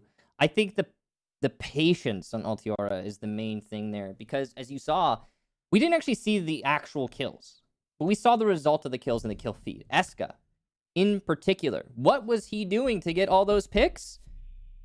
Ben was just chilling by Pillar, playing the angles that were available to him. Nordic were giving themselves away, one kill after another. Eska lapping that up, saying, "Thank you, can I please have some more?" And he was given more. Those entry picks really did soften the defense to the point of no return, and considering the angle cutoffs were established very well by the Maverick, and the picks and everything, all the layers, they all just culminated in a pretty substantial win there for Altiora. And I think one that defies the norm for this map so far, as that was not just a win, it was a really one-sided win, and one that must instill a certain sense of confidence in the attack. Now, Nordic is not out of this by any means, but it is starting to get a little bit scary here. Despite the fight that they've been putting up, they really do need to start winning more on defense. Defense is the half, again, that on this map is favored. You would expect them to win sides like the bottom floor. 5 seconds left before insertion. One thing that will hold up, at least through that one round, was that Altiora do look very poised on attack, which is the trend that we've seen so far today. It was prevalent on Consulate, it was prevalent on Coastline, and it is still very much here as well on Oregon. So hats off to Altiara. You know, they went through some pretty significant changes. Roster swap, role swap. Trying to compete with US Division teams in various scrimming against other Canadian Division teams. And yet, they could have very easily taken this and used it as more of a test. But they didn't at all. And in fact, they are rising to the occasion against what is, I would say at the end of the previous stage, I would say was the second best Canadian team in Nordic. Altiara very much have improved. And their changes I like very much. Eska and Euphoria in particular have been on roles where they've been engaged in early action, which is a big part of why their stats have been so good. These have not been impactless kills. But more than anything, Euphoria and Eska they've been consistent so far. Yeah. I think that is the key, isn't it? Because we've looked at now 3 maps where those 2 players really stand out as individuals. And it's always great to see, even on the maps where Altiara, even on the map where Altiara was losing constantly, the very first one, Euphoria and Eska were dropping big kills. So that's very encouraging when you're coming into your first big match with those players. So yeah, good to see. Happy for Altiora that they seem to be in a good spot right now. Well, Skies is looking to apply pressure to the Zofia. He can hear and see. Gas canister will do it, and that's going to push Guns off of Green Hall. He'll have to fall back into tower. Actually gives him an opportunity, though, because he's going to be able to open up the attic. They haven't opened up the meeting wall, either. They could do that as well. But they're going to try and Maverick it. You can do that. You can cut a square in a wall. No need for soft destruction, but it's so dangerous, and that's why you don't see it done very often. Sonar's doing it right now, though. He's very close to being able to open it all up, and that will immediately put S4 in the line of fire, as there's a frag grenade waiting to go. But unfortunately for Altiara, they have not cleared out all the ADSs. They'll huck in a bunch of flashbangs. That deployable shield should go down. It looks like some damage may be done to Storms at the same time. Not a lot of time left, speaking of. So this is going to be rough for Altiara to pull off, as they are very much at a deficit when it comes to the clock. And in the corner is none other than the smoke of Skies. He could play a game of peekaboo right now around this bomb chassis and do some massive damage to Altiara. Shotgun in hand, and there he goes. He gets away with 1, but it's S4 to clean up with 2 big kills, looking to prolong this one. 3 kills for the Maestro, but then immediately Altiora respawns. They find 3 kills of their own. Down everybody goes. It's Spirits in a 1v1, but he'll have to plant. Storms has the C4 lined up, and there it goes, but doesn't do enough. Not at all. Spirits will be able to get off with the diffuser down and will be in a 1v1 showdown against the Kaid with diffuser planted. This should not have happened at all for Altiara. They should have lost this round. Yet here we are. 30 seconds to go for Nordic to try to find the remaining member of Altiara. He will have to go for the diffuser, shoots into a body. That sound will be crucial, though, for Spirits, who now knows that the Kaid is inside a meeting hall. And he's going to be making a ton of noise. He has 0 intel. None whatsoever. Spirits knows that there's so little time left. He's going to try to make noise, and the Kaid gets knocked over. Only 1 second. Match point in favor of Altiara, kill or not. Spirits finishes it off. 1 round away from Altiara taking the match. Let's go, Spirits. Big round there. And for those of you wondering what happened with that C4, it hit the front of the sandbags. It wasn't a bug. It wasn't a problem. It just didn't land where it needed to land, it looks like, based on the explosive radius. That is truly unfortunate. A little bit higher, a little bit further there from the C4, and Spirits is not afforded the opportunity to clutch that one out. Further, the round and the way it was playing out, it should have certainly been a Nordic round. Let's be clear about that. Nordic not only stopped the push in through the tower, but they punished it so severely they effectively stopped it cold in its tracks. The only reason why Altiara was able to take that was, number 1, Spirits on the clutch action doing well, and number 2, very importantly, the flank from the main lobby from Altiara. The fact that they had a 2-prong attack there is crucial. Many teams would not have had that flank in position. So props to Altiara for a great play in that round. We match point. This is looking like it's going to be locked out quite swiftly, as Nordic have not been able to find anywhere they're comfortable on defense. Even the basement, which they did technically win, they didn't look very comfortable. Now that round, honestly, that's a heartbreaker for Nordic. That really should have been their round, and you know that it was lined up as best as it could, but it's just an inch too short. Frustrating, no doubt, for Nordic, as they probably... I would have loved to have heard the comms. I was going to say they were probably very angry, but I would have loved to have heard the comms on that play, because I can just imagine the frustration that would have been voiced. Probably a lot, yeah. I mean, they've got to be exasperated at this point after a round like that. Nordic has come so close, yet been at the same time so far many times through this map, and I think at this point it's got to get to them. This has been a really incredible performance from Altiara, especially given that they basically blew up this team and changed so much about it. Like I said, they could have very easily treated it as a learning experience, which I'm sure they are. But expectations for this match in particular could have been significantly lowered due to the fact that they made so many changes. And the meta has shifted a little bit as well. It's not exactly the same as it was earlier on. So this could have been Nordic saying, okay, well, we got it. We got this in the bag. Nothing's going to slow us down. Not the case. Altiora has risen to the occasion and then some, and they find themselves only a single round away as they are doing masterfully on attack as we have come to expect. Calculated aggression and good strategy has been the name of the game for this Altiora squad thus far, and they only need to do it one more time to secure their victory here. They're going to push on over from Attic as it's a double dorms defense from Nordic, and they're going to hinge their match on this bomb site. Well, it's now an Attic and Armory side split push. You could see the attackers outside Attic trying to push up to the Armory Hall window. There's Lackey playing in Armory. Now, his job is to delay as long as possible.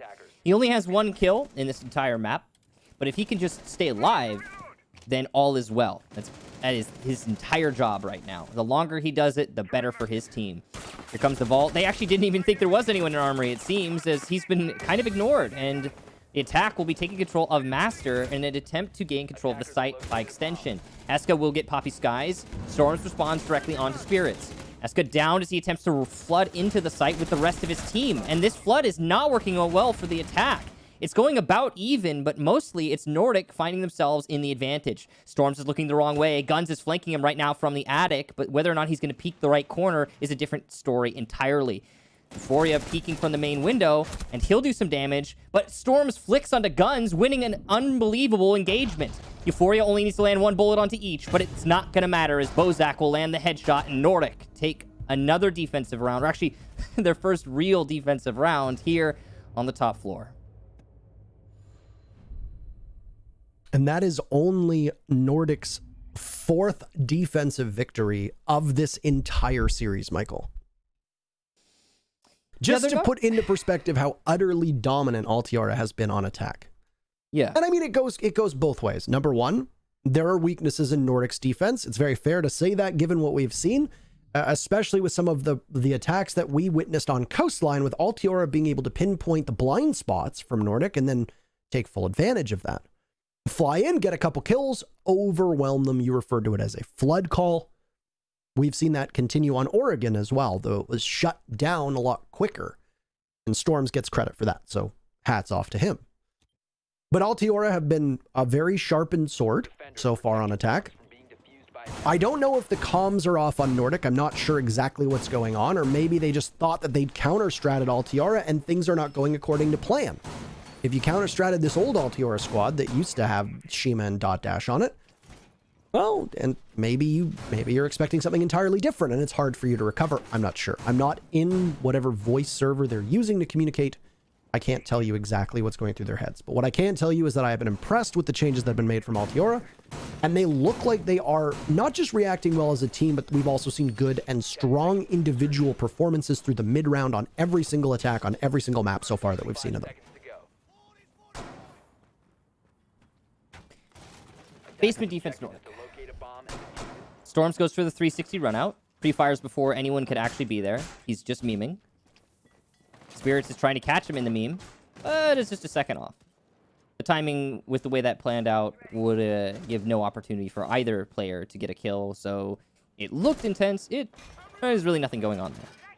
Bozak and Storm's now going to try and hold on to blue. Stun's coming in to clear out close ADSs. The Stun's established there are no close ADSs. That means the thing on the wall where you act the wall and get the shield is doable.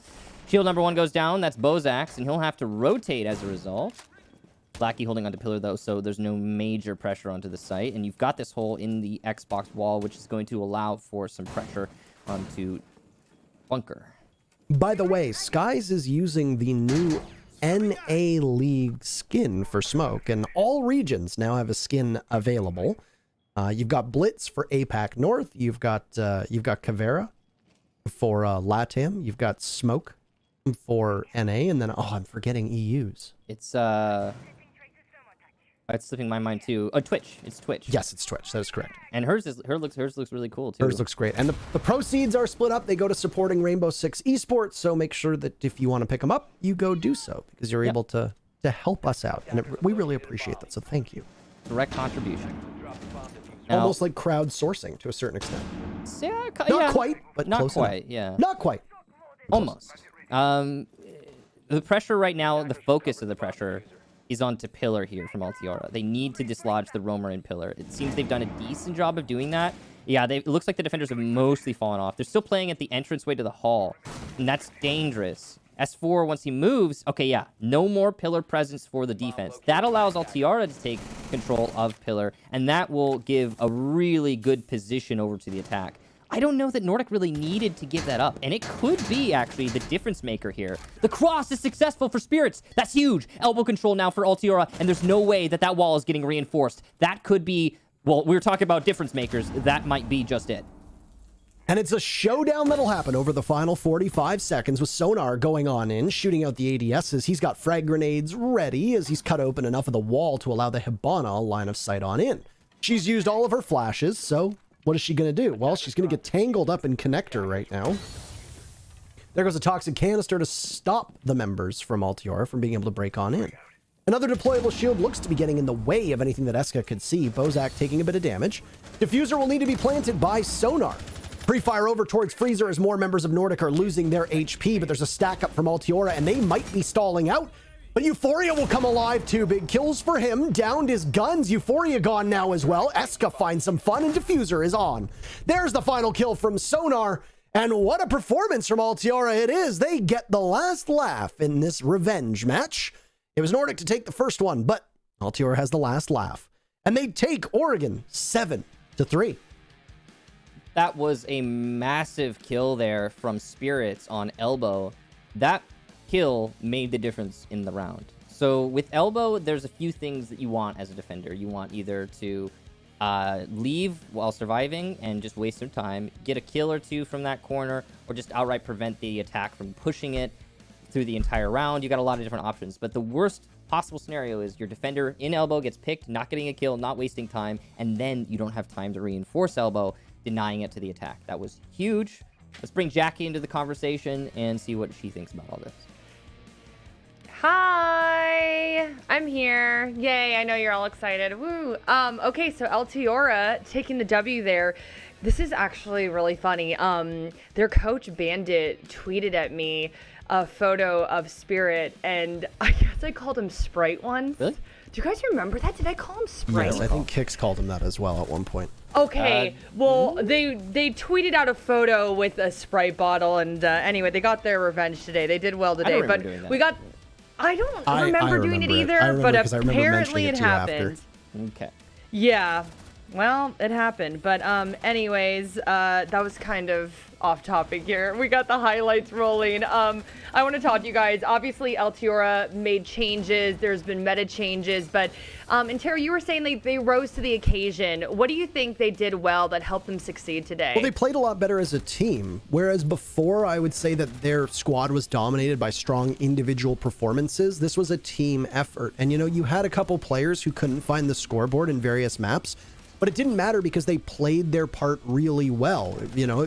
Your underperformers on Altiora, for the most part, were on the right roles on which you can underperform. I think the only real exception to that was Guns having a really rough first map on Consulate.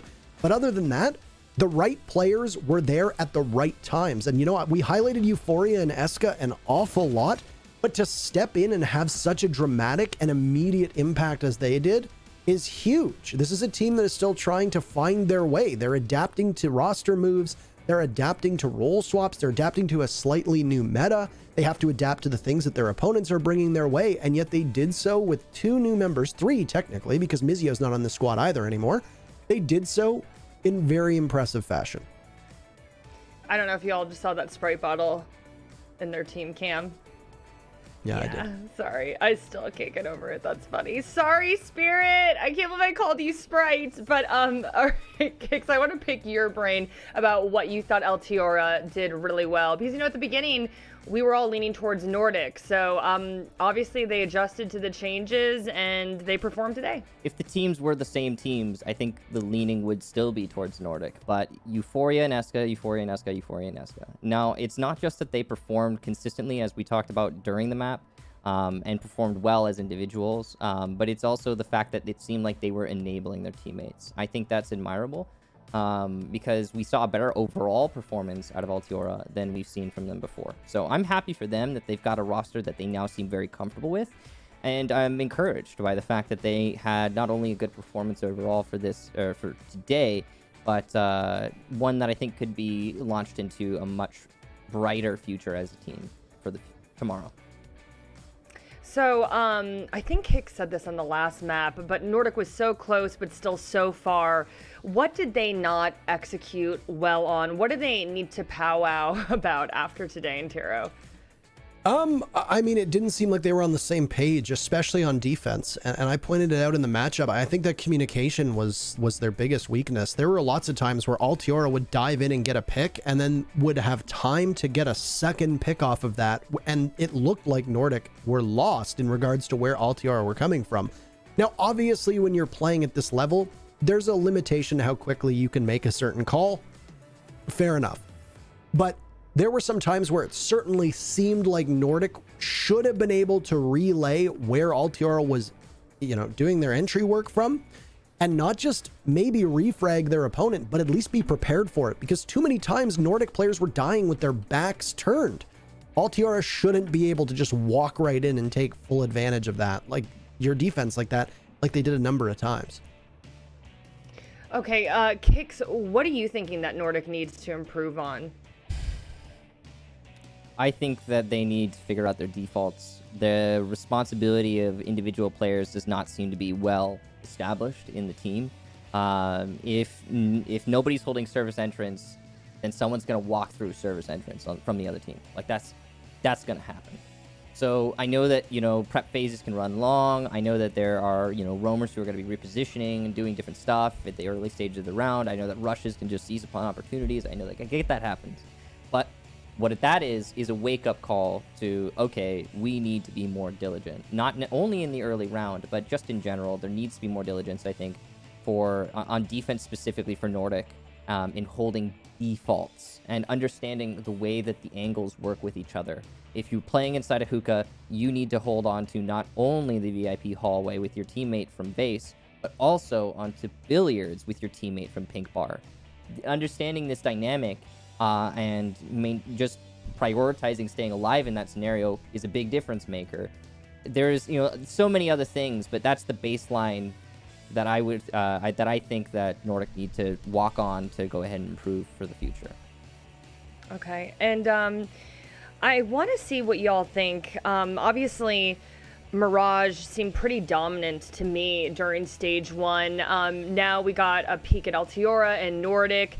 How do you think the Canadian division is shaping up now? Do we still think Mirage is going to be very dominant, or do we think that these two teams could give them a run for their money in Taro? I am less confident in Nordic now than I was before.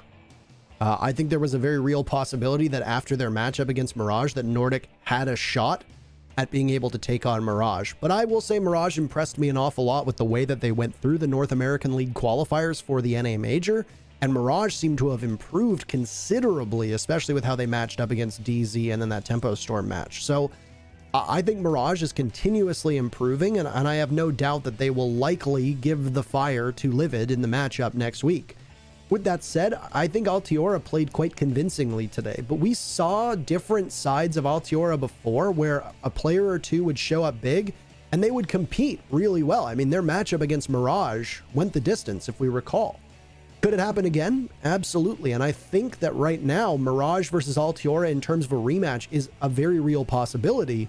The question is this a flash in the pan for Altiora? It's really hard to make that call off of a single matchup, but I would put good money on the fact that Altiora are a better team right now than they were at any point previously, and that could be trouble for Mirage.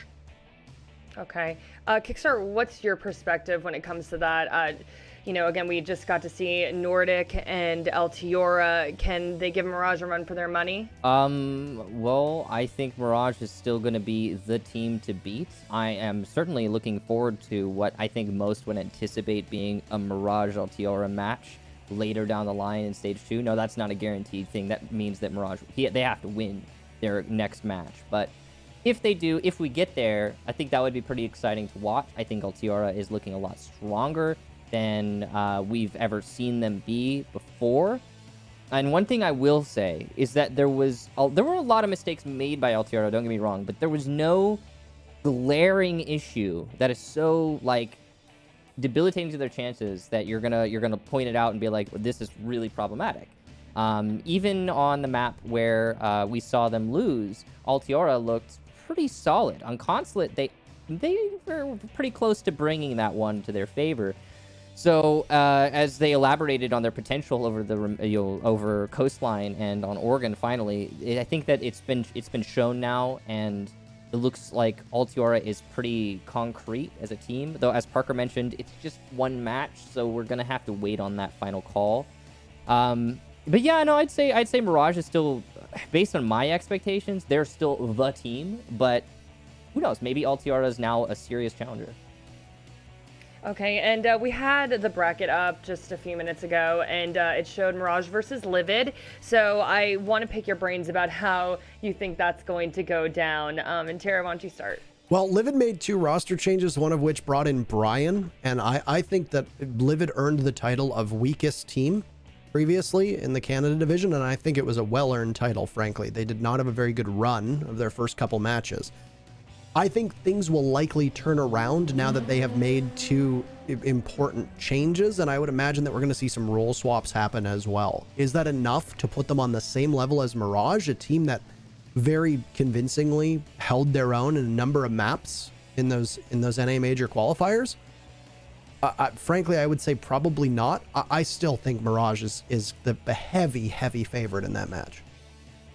Okay, and gentlemen, this just coming in. Apparently, Altiora, we are ready for their winner interview. I believe that we were speaking with Spirits, not Sprite. Yes. I'm so sorry about that, but how are you feeling? How does this win feel? Feels great, to be honest. We are so proud of us, yay. And the roster change did a lot of, you can see like the improvement that we got to. I don't know why you're not drinking your victory Sprite behind you. There we go.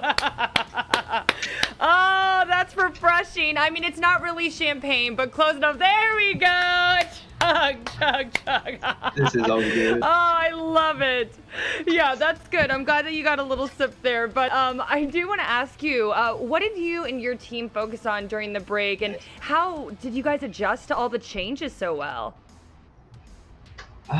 It was a hard one.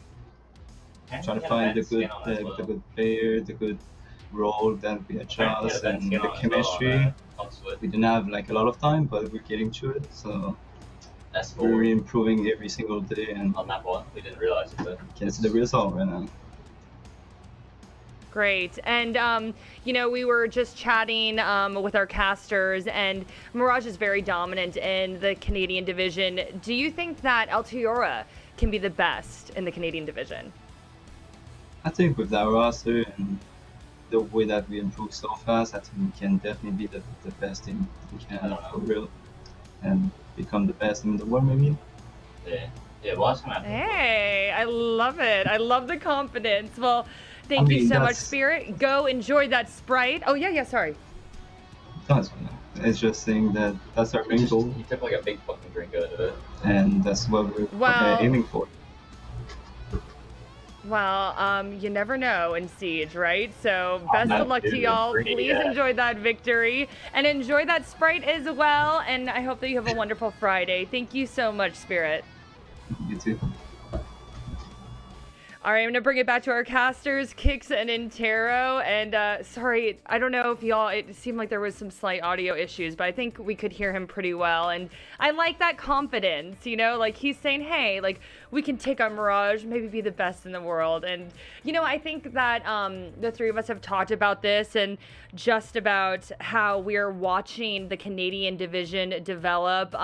But I feel like we're seeing some big improvements from these teams, and it's been really, really fun to watch. But to wrap things up, I just kind of want to get your perspective on the Canadian division in stage 2.